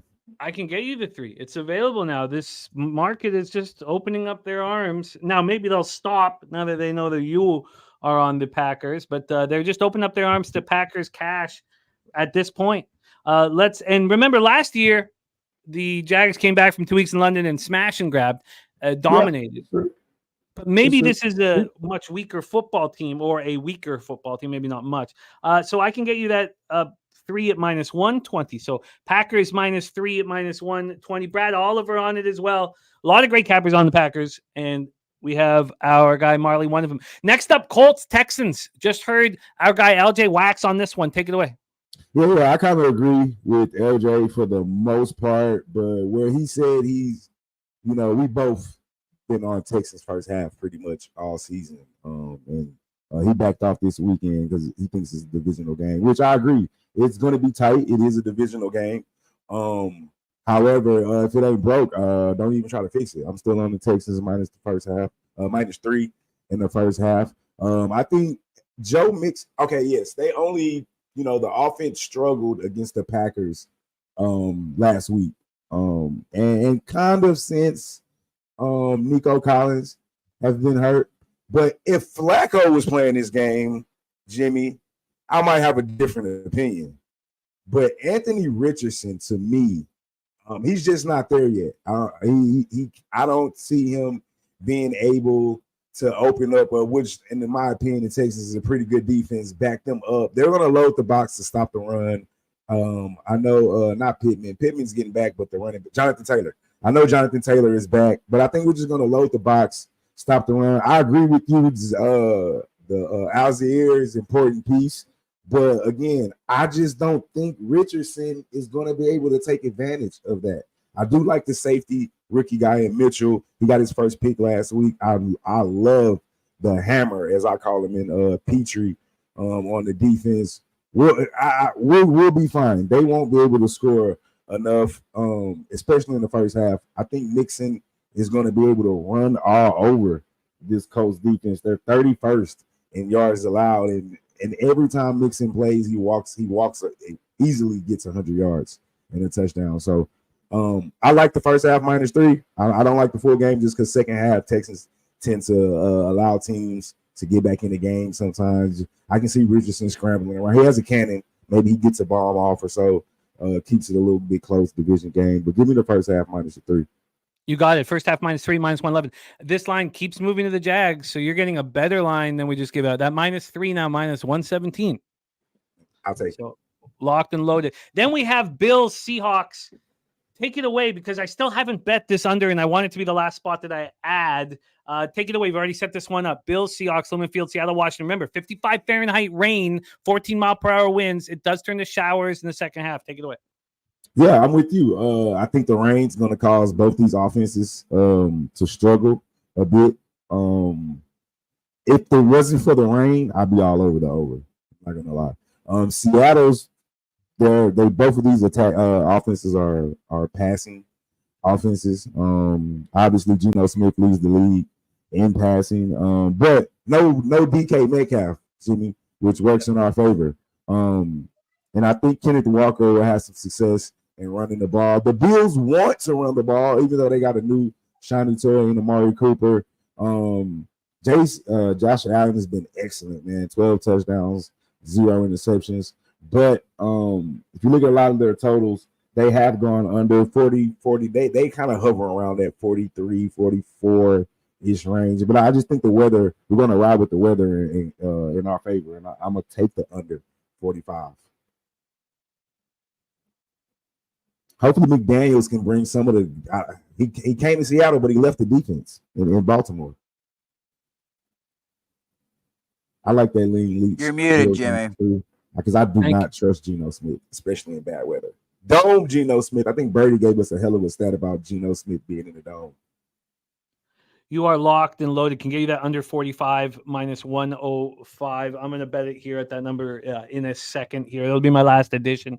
The next spot on your board, we get Sunday and Monday night action from Marley. Hopefully you can join us on one of these two live streams. Take it away, Cowboys, Frisco. Yeah, man. I heard people on the Cowboys. I haven't heard a good reason why. But they're coming off a bye week.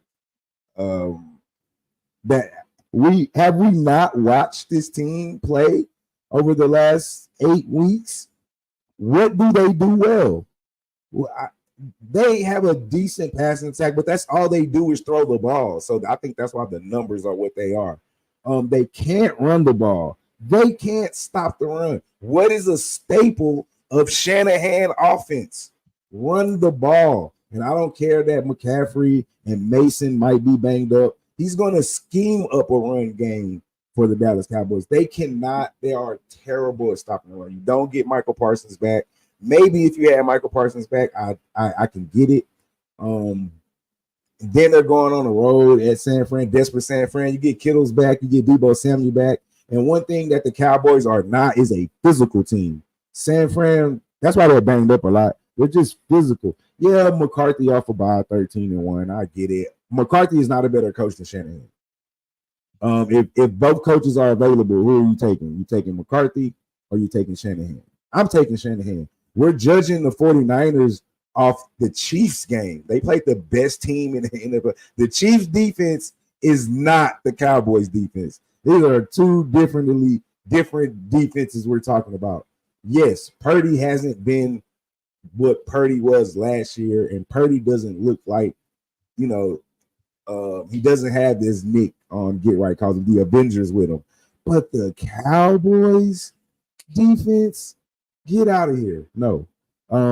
I like San Fran, Jimmy. Put me on that. You know what? I haven't made it official yet, but I'm going to do it now too. Also put me on the under because I don't think they're going to be able to go in there and light it up and score. And I don't think San Fran's going to just light it up. I think they're going to run the ball, control the clock, play action. It's going to be a tight game. Purdy is not Purdy. You are locked in. Unfortunately, with the news of Micah Parsons being out, this has moved towards the Niners. So you're getting a 5 at minus 109. I'm going to line shop for that under, but take us through the Monday nighter for you. Giants Steelers, Acrisure Stadium in Pittsburgh, Pennsylvania, partly cloudy, 4 mile per hour winds. For the Steelers, Herbig is out with the hamstring injury, and so is their center, Zach Frazier. Cordero Patterson, doubtful, is still out. For the Giants, Adoree Jackson, the cornerback, is out. So is linebacker Ty Summers. Take it away. Oh, let me just quickly do the line history here for a Monday nighter. God, sorry, let me move over to tomorrow quickly.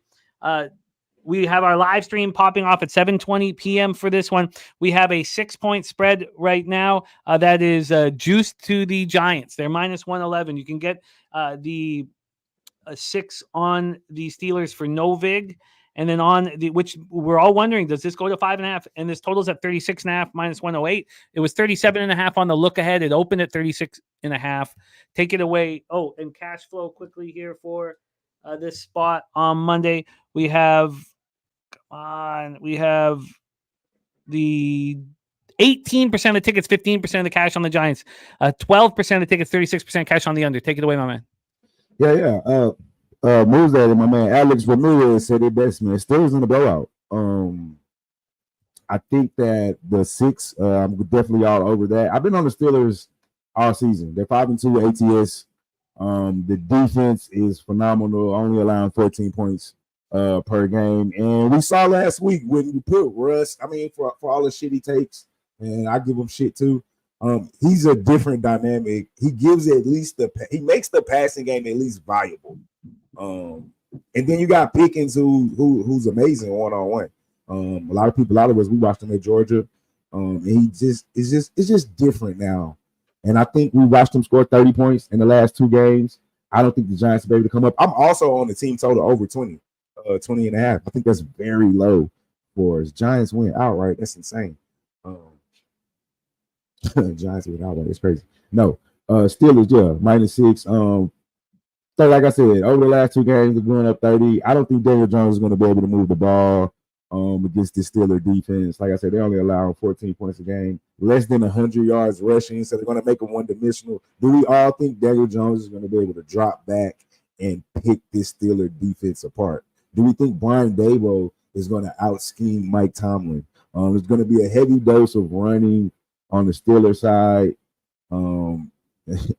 Giants won. Giants, well, I'm sorry, Jimmy. I'm looking at the comments. But yeah, man, put me on the Steelers -6. Excuse me. Team total over 20 and a half.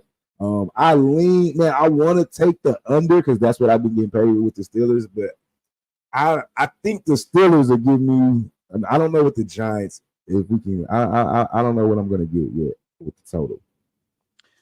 I was gonna go under, but the last games have been going over because the Steelers have been getting 30 points and. It's been real tricky with that 36, 37. Well, we can get you a 5.5 -112 to get started. This line's moving towards the Giants. Oh yeah, give me that.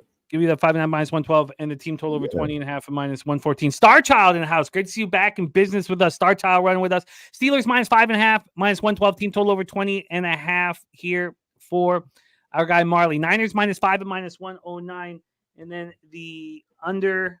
Get back to today's. Yo, Star Child, what up? The under on this one, we can get you an under 48 at -106. Some books have moved it to 47.5, but we can give you the under 48. That's on the San Fran game? Yes. Yeah. Cool. Under 48 -106 and under 45 -105 Buffalo Seattle. I've just bet that. I'll tweet it out here in a second. Texans first half -3 at -111. Packers -3 at -117. And just like last year, 17 shows of proof of Marley's unbelievable consistency. I've never seen anything like it. I've never had a capper even close to this consistent. Marley, you just keep delivering. Tell us about Brothers and Bets. Tell us where we can find your action, my man. Yeah, man, it catches every Wednesday, man. I took this week off. My team had a big game out here this weekend. And we won. How'd it go? We won. Shout out, salute. Shout out, man. We won 13-12. And we were down first quarter 12-0. So shut them out. 3 quarters of football.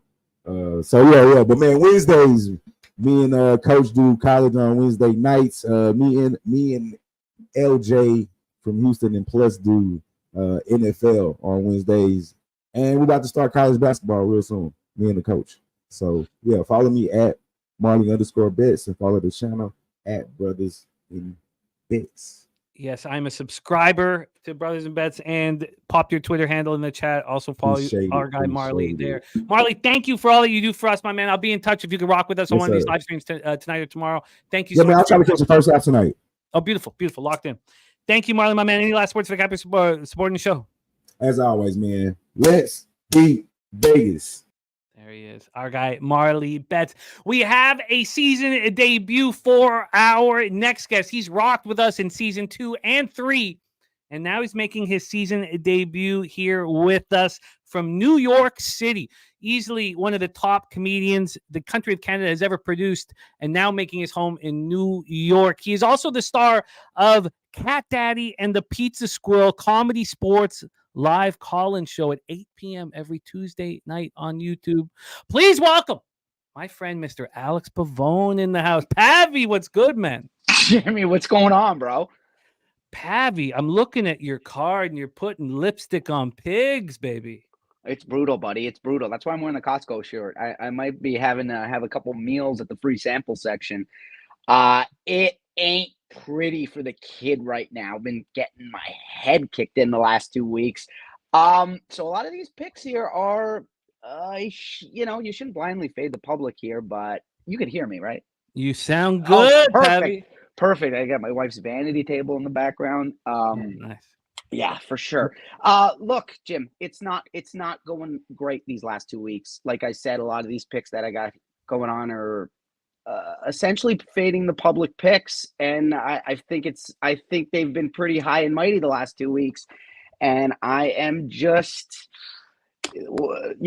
buy low, sell high. Is that what it is? That's what it is. Oh, well, okay. Well, you're buying some of these teams real low, Pavy. Let's get right to work. Titans, Lions, Ford Field in Detroit, Michigan. Take it away.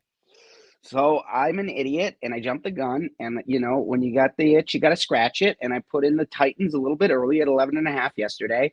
And now it's moved to 12.5. Doesn't concern me too much, because I still think, if it gets to 13, which I'm sure at some it's at 13. Yeah. Well, now I'm a little worried, because that's sort of, that sort of is like teaser protection that they're not concerned about as much. I just think for scheduling purposes, huge win last week against Minnie, and now they're going to Green Bay the next week. That's a ton of points, bro. And that I think you're going to just want to get this win and get out of here, because you got to go to Lambeau. So the Titans were fighting early last week against the Bills. They fell apart. They're obviously not good, but 13's a lot, and I just have faith that that the Lions aren't going to put their foot down on the gas and blow them out. Plus everybody's on these. How many teasers are on the Lions, right? So hopefully they can keep it close. The Titans. Look, I get it. Unfortunately, I have lost a lot of money on these Tennessee Titans this season. Get line there. I came very close to moving on the Lions team total under. Fong fam, we see your comments here. This is not a political show, so please, if you're not going to talk football, you can fuck off. Let's move on to our next spot here. Baltimore Ravens, Browns, Pavy. Ravens, Browns, Huntington Bank Field in Cleveland, Ohio. Take it away. This one worked out the opposite for me. I took the Browns last night, +9, juiced to -125. I think anytime you're losing Deshaun Watson, it's an upgrade, right? You're that guy's been horrific. The Ravens dominating win on primetime last week, so everybody's going to be on them. The Browns have been god awful the last couple of weeks. This has got to be the Super Bowl for the Browns thus far, right? This season at least. At home, they're playing the Ravens. I expect them to play hard. I expect them to play tough. 9 points in a divisional game at home. You got a new quarterback. He's got something to prove. I just think it's a good spot to take the Browns at 9. Again, the public going to be all over the Ravens. They're going to take them in teasers. They're going to take them in parlays, and that's it. I think the Browns are going to be up for the game. The Browns played the Eagles pretty tough a couple weeks ago. Last week they played the Bengals pretty tough too. So they're still playing hard. And the Ravens just look unbelievable, and that's just enough for me to be like, all right, I'm going to back off them, and I'm going to take the Browns in this division spot at 9. Well, we can't give you 9 right now. We can give that's you fine. A 7.5 at -110 or an 8 at -120. I'll take the 8, but I'm already on that 9. But give me that 8 at -120. You got it. Thank you, sir. -120. Next up for you is not a lipstick pig situation, although it is a fascinating one. Take it away for us. We've already set it up. Eagles, Bengals. Yeah, I've just been hearing whispers throughout the week with all the casuals, and not that I'm a pro at by any means, but a lot of people just first glance they looked at that line and they were like, oh my God, the Eagles, I'm getting the Eagles with plus money on the road against the Bengals. The Bengals, obviously, early season struggles. We know that. They've been slowly turning it around. We know it was their defense had been the problem. They lost that heartbreaker in Baltimore, and then they did beat a bad Giants team where they did struggle offensively. And then last week again with the Browns, not a convincing win. This is a game that they really need to show that they are making a second half push in the season. And I think Philly has been so inconsistent. They have a great game, then they have a bad game. They have a great game, they have a bad game. The coaching is someone that I don't really trust, Sirianni. They've been running the ball really well. They got a great line, but I think the Bengals could do a number, in the air. And I think they're just clicking offensively, and that defense is starting to come around. I hate 2.5s. I hate a 2.5 spread. It's the fishiest line for me, but just hearing all these people, get behind the Eagles within this last week, just your casual fan, is enough for me to be like, well, my inclination was Bengals anyway. So this is really driving me into that direction fully. So I really like the Bengals for sure. Locked and loaded. Bengals -2.5, -115 available market wide. Next up for you is Bears Commanders. Bears Commanders. We've already set this one up as well, so take it away. I was waiting on the news for Daniels to his injury, but I think the Bears are they're -1 right now. The Bears are no longer favorites. Yeah, they're not favorites no more. Bears right? are plus right now. Yeah, this one's a little bit tough for sure. I definitely like the Bears. I mean, they could throw on the command. The Commanders' D isn't really that great. Obviously that offense is clicking, but the Bears got a pretty good defense, and I just think that the Bears have been, they've been flying under the radar a little bit, considering, the Commanders are a team that everybody knows, and but the Bears, they've been playing relatively well the last couple of games, especially defensively, and it looks like Caleb Williams is sort of starting to find his groove a little bit. So short line. I feel like a lot of people are going to be on the Commanders, so I like the Bears in this spot for sure. Get you them at +100. Your last spot on the board, and we got to be tight here, my man. Your last spot on the board is our Monday nighter, Giants Steelers. We just set it all up, and I think the chat's going to have fun with it because I'm on your side here. I think this is a sell high spot on the Steelers after 37 points, but I have not had the balls to move on it. Take it away. Dude, you see Russ come in last week and just put on a show in the second half, and now against the Jets, and now they're playing the other New York team. Every single person in New York is like, I'm never touching the Giants. The Giants suck. I'm fading the Giants every single week moving forward. This is Russ's second game now. It's harder in the second game. It's harder to come back in the second game. Your emotions are a little let down.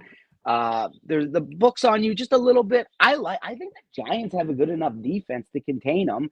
I don't think that Pittsburgh defense is unbelievable, but I don't think the Giants are going to be doing too much in the air. I think they're going to try to slow the game down, run the ball, and I think this game is going to be a lot closer on Monday night than people think. So I'm going to take the Giants at +6.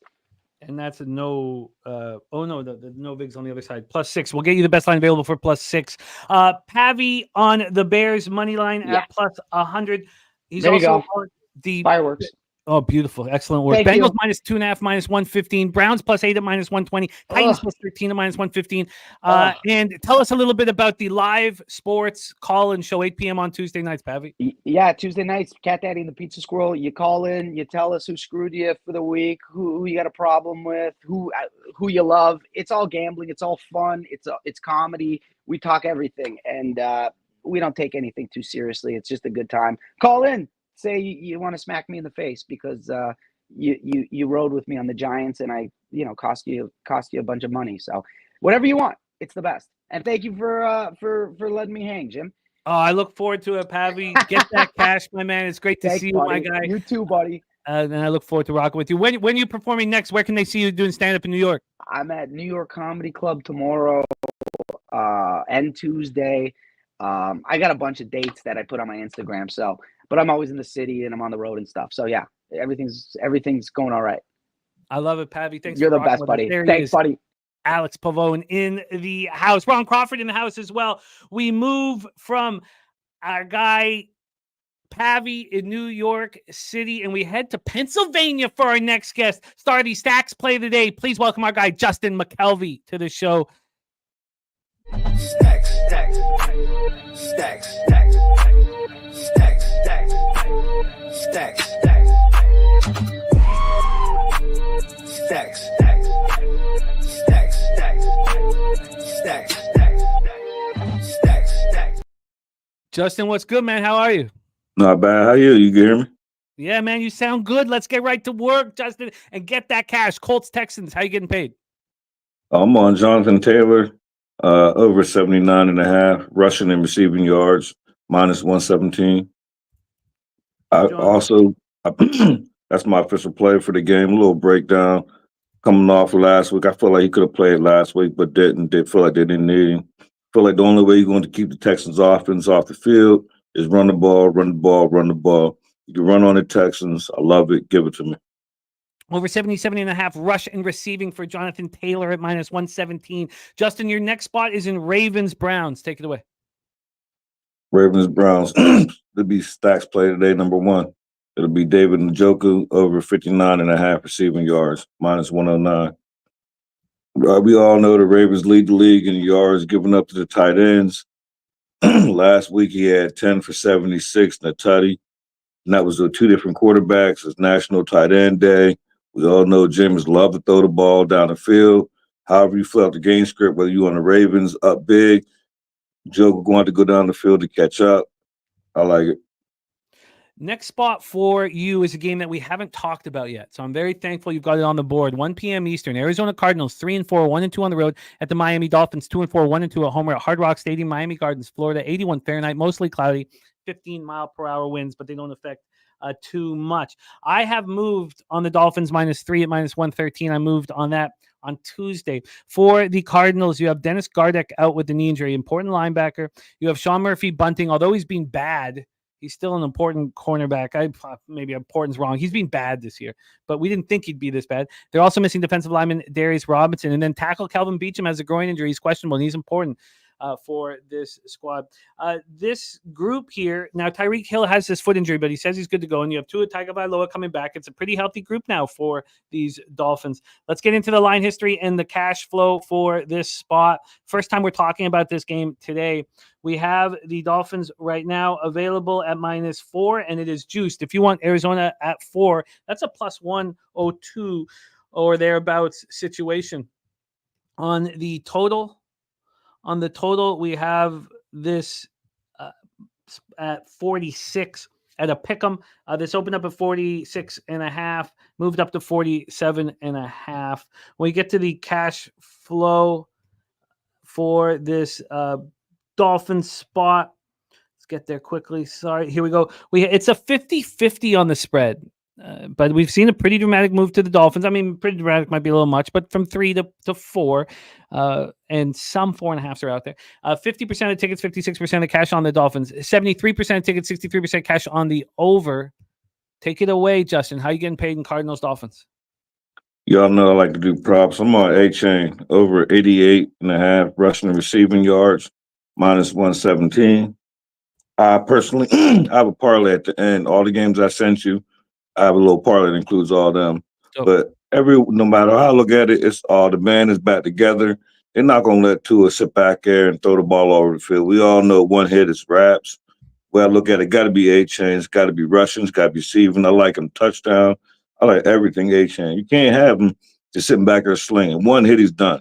I also like to look at Miami moving forward. This is what they do at this time of year. But I'm on A-Chain official, over 88.5 rushing and receiving, -117. Makes perfect sense, especially the ground game, because you're going to have to worry about, especially if Tyreek Hill is healthy enough, which we think he is. But now with Tua Tagovailoa throwing the rock, it means that you're going to have to set up in nickel and dime situations, which will open the door for Achane. Right, and you want to, yeah. And my fault, my bad. Yeah, and you want to keep off the Cardinals' offense off the field. You got to run the ball. You got to run the ball. Oh, absolutely. Murray slinging the ball over the field is not what you want. I love it. I absolutely love it. Let's move on to your final spot on the board here. Jets, Patriots at Gillette Stadium in Foxborough, Massachusetts. I can't wait for it. I'm a little nervous about it, but I can't wait for this game. Take it away. No, it's real short and sweet. Stacks PLD number 2. Adams anytime touchdown plus 114. We all know how he is. He's having a bad few weeks. This boy done lost to the Steelers and got his ass whooped twice against the Steelers on 2 different teams. Last week it was 3 for 30. We all know Rodgers, the love relationship between him and Adams. Y'all better get this boy some yards. Y'all better get him some touchdowns. We're going to start talking shit. Devontae Adams anytime touchdown plus 114. You are locked and loaded, my man. Justin Adams anytime touchdown plus 114. Achane over 88.5 rushing receiving minus 117. Njoku over 59.5 receiving at minus 109. And Jonathan Taylor over 77.5 rushing receiving at minus 117 from our guy Justin McKelvey. If you want Justin's action, you can only find it right here, not on Jim, social media. Yeah. Real quick, Jim, I got a parlay too. Oh, yeah, I forgot. My bad. It's going to be the Dolphins money line, okay, the New York Jets money line, and it's going to be Derek May over an interception plus 203 at Bet Rivers. Drake May interception, Miami money line, Jets money line, Drake May interception. I like that. Plus 203. Yeah, plus 203. Keep it simple. I like it. I like it. Thank you for your time, Justin, my man. If you could rock with us on these live streams. Oh, you're going to have boots on the ground tomorrow night, right? No, I'm not going, but I'll be on the live show tonight and tomorrow. Beautiful. I love it. There's our guy, Justin McKelvey in the house. Thank you for rocking with us. Get that cash. Any last words for the Capper Sporting Show? Absolutely. Let's have a day, y'all. There he is, Justin McKelvey. Our next guest is making his NFL Pub Hub debut right here, and we must have him. Every time I talk about his record, everybody says, why is he not on Sundays? And I say, you're right. Why is he not on Sundays? He was our co-champion in last year's Cappers contest. He's leading this year's Capper contest by 1.5 points. Overall, in the last 2 years, he's gone 77-44, picking his top 5 bets against the spread in our Cappers contest. 77-44 at 63.6%. Nobody's even close to that. I mean, even close to what our next guest is doing from Arcadia, California, just outside the great race place, Santa Anita, California. You'll see this guy rocking with me all next week for the Breeders' Cup, and now we get him right here on Sundays. Please welcome, making his NFL Pub Hub debut, Guillermo Zertucci. G, what's good, man? How are you? I'm good, brother. How you doing, man? I am great. What you have done in the Cappers contest is spectacular. And so every time I talk about it, they're like, bring them on Sundays. So here you are. You have 2 games. Now, because of your excellence, I was like, if he just wants to start with 2 games, let's just let him cook. I just want to get my feet wet. Yeah, let's let him cook. Let's let him cook. Okay, Eagles, Bengals. We've already set this one up. Take it away. I'm leaning, not leaning. I'm actually on the Eagles. I think this is a spot for the Eagles to come and finally take control of the division. Cincinnati's 3-4, 3 wins against the Giants, Panthers, Cleveland. I'm not really sold on them. Is Higgins out today? Yes, he's out. Okay, so that's going to make it that much easier. I think Philly controls the O-line and the D-line.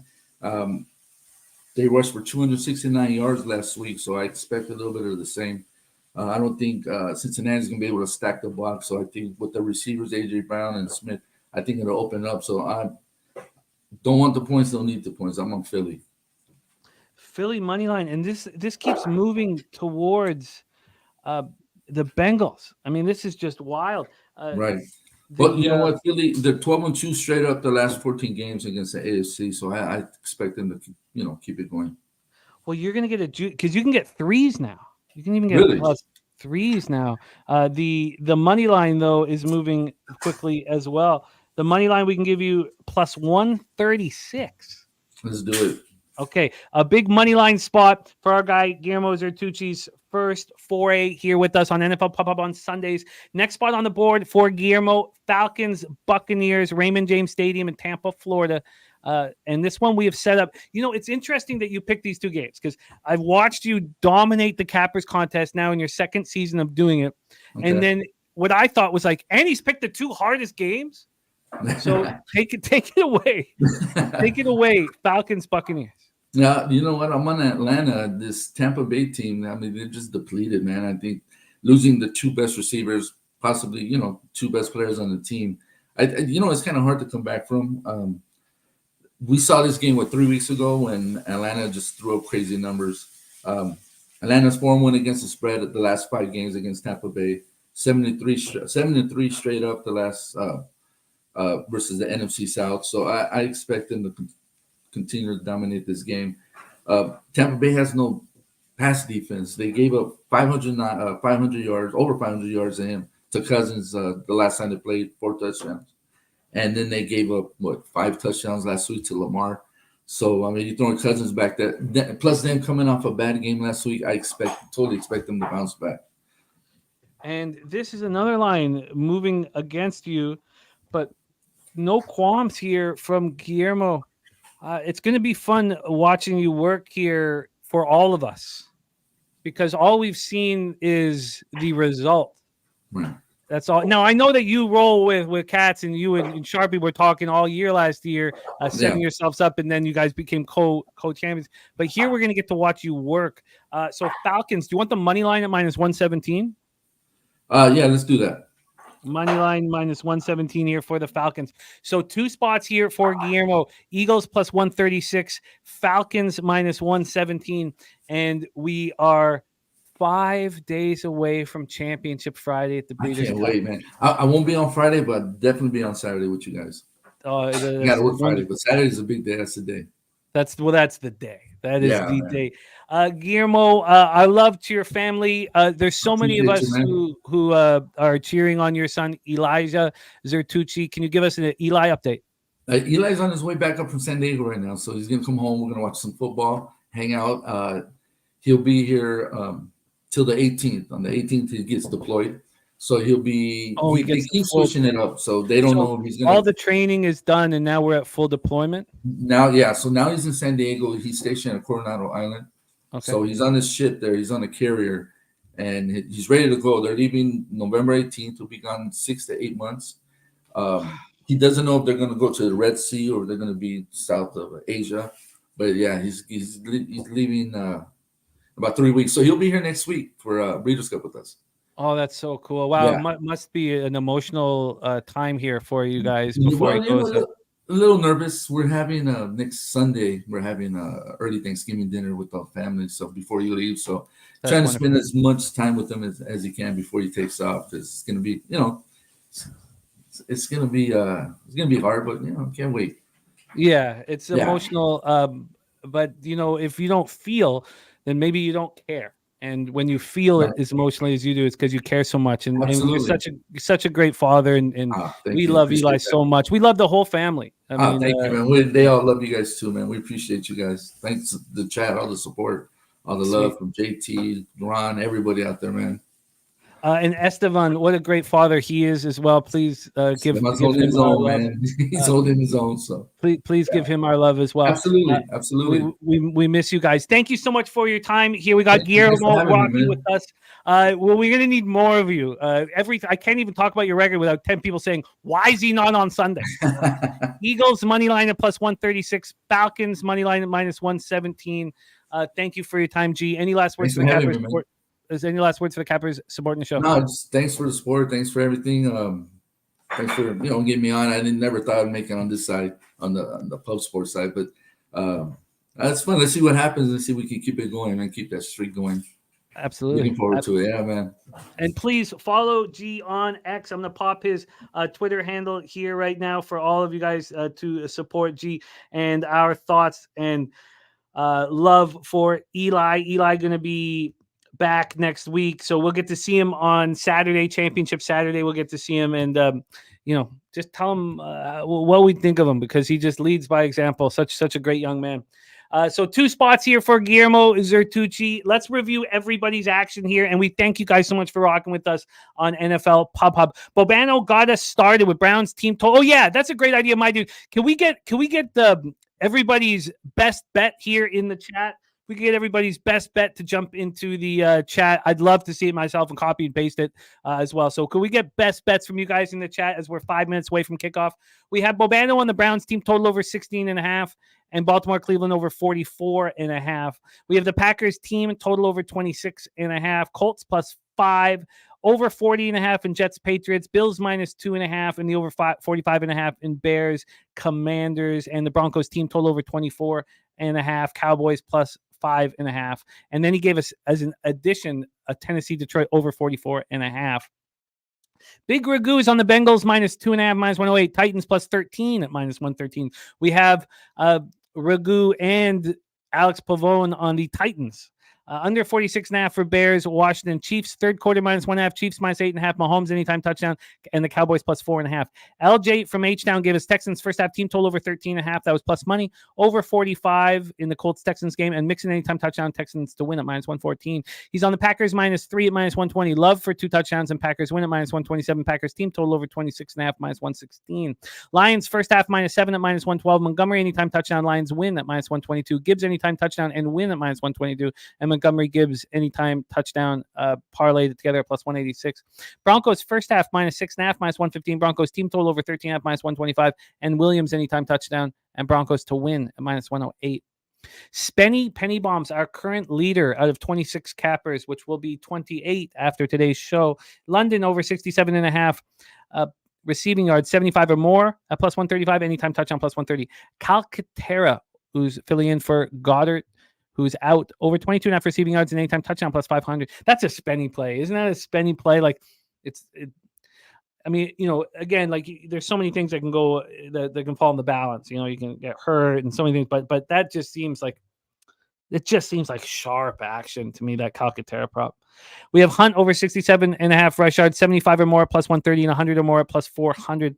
DJ Moore over 57.5 pass receiving yards, 75 or more +195 and anytime touchdown +162.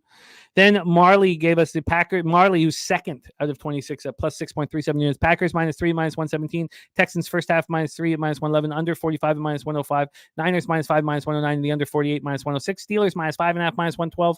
And team total over 20.5 -114. Alex Pavone came on and gave us Titans +13. Browns +8. Bengals -2.5. Bears money line and the Giants +6. Again, being in New York and hearing every single person who rec or serious gambler saying, "I'll never bet Giants again. Giants are toast. Giants are terrible." It's a fascinating spot on the Giants. I'm very interested in them. Again, are my balls big enough is the question. And at this point, no. And then we have Justin McKelvey. Jonathan Taylor over 77.5 rush and receiving. Njoku over 59.5 receiving. Achane over 88.5 rush and receiving. Adams anytime touchdown. And his parlay was Dolphins money line, Jets money line, Drake May interception +203. And Guillermo Zertucci gave us Eagles +136 and Falcons -117. As you see from my action, I got Browns team total over 16.5, Baltimore Cleveland over 44.5, Dolphins -3, Jets team total over 24.5, New York Jets New England over 41.5, Jaguars +4.5, Colts +6, Bills -3, Bears money line, and Cowboys +4.5. Looking at the best bets from cappers here in our chat. Dougie Wise, Falcons -2 is his best bet. Justin McKelvey, Njoku over 59.5. Harold Williams, best bet. Lions -10.5. New Corker, Colts +5 is his play of the day. J-Dub on the Eagles money line. Sancho on Falcons, best bet. Benjamin Mills, Packers, Niners parlay. Joe Yurkovich on Miami money line. Kong's Clips on Palmer anytime touchdown. And then we have Big Scott's best bet here is a 2-leg parlay, Gibbs touchdown, Mixon touchdown +140. Robert Franklin, best bet, Commanders, Bears over 46. And WT, Chargers, Saints under. That's a really interesting look here. That Chargers Saints under. Tom Leach on the Bucks, best bet. Goran Ninkowski on the Eagles money line. Textiles on the Lions, team total under first half 14.5. Drew is Packers and Bears, says both striking to catch Lions and Vikings. Tom Leach, best bet, Eagles game under 47.5. YBP MMA on the Seahawks money line. And my dude's best bet, Montgomery touchdown. Thank you, Joe. I hope that cashes. I bet it on Tuesday, and Bobano jumped on it, with today's lines and was still available at -140. Mine was a little cheaper, but it did cost. Ron Crawford on Buffalo. Thank you, Sharon, my man. I love being a part of this community, and I love this show with all of these cappers joining me on screen. I'm very thankful to be a part of it. Also, Jose Bouquet on the 1s and 2s works tirelessly, and this is a really complicated show to produce, and he does such a great job. Just a very calming influence on the show. Even when I'm panicking about a certain thing, he's always so calm. So thank you, Jose, for all that you do. And thank you to everybody in the chat for supporting us. It's kickoff. It's time to go out and get paid. Alex Ramirez, Ron Crawford, the New Quirker, Joe Yurkovich, my dude, Drew, Harold, YBP, Tom Leach, Textiles, Gorky, WT, Robert Franklin, Big Scott, Old E, Mally Mal, Joe Yurkovich, Kong's Clips, Benjamin Mills, Sancho, J Dub, Dougie Y, Star Child. Great to have Star Child back running with us. G Martinez, Young Native, Tino. Thank you guys. Cliff Yang. Talk Sports with JT. He's a 4-2 on this show. He's been great. Zoe Faye. So many great cappers here joining us. Chosen One, Dust 10. Thank you guys. Truly, truly. Thank you. Steve G. Thank you. And this is just, I'm honored and inspired to be the host of this show. So thank you for supporting it. Thank you for being a part of it. Now let's go out there and get that cash. A giant Sunday awaits. Let's milk this shit.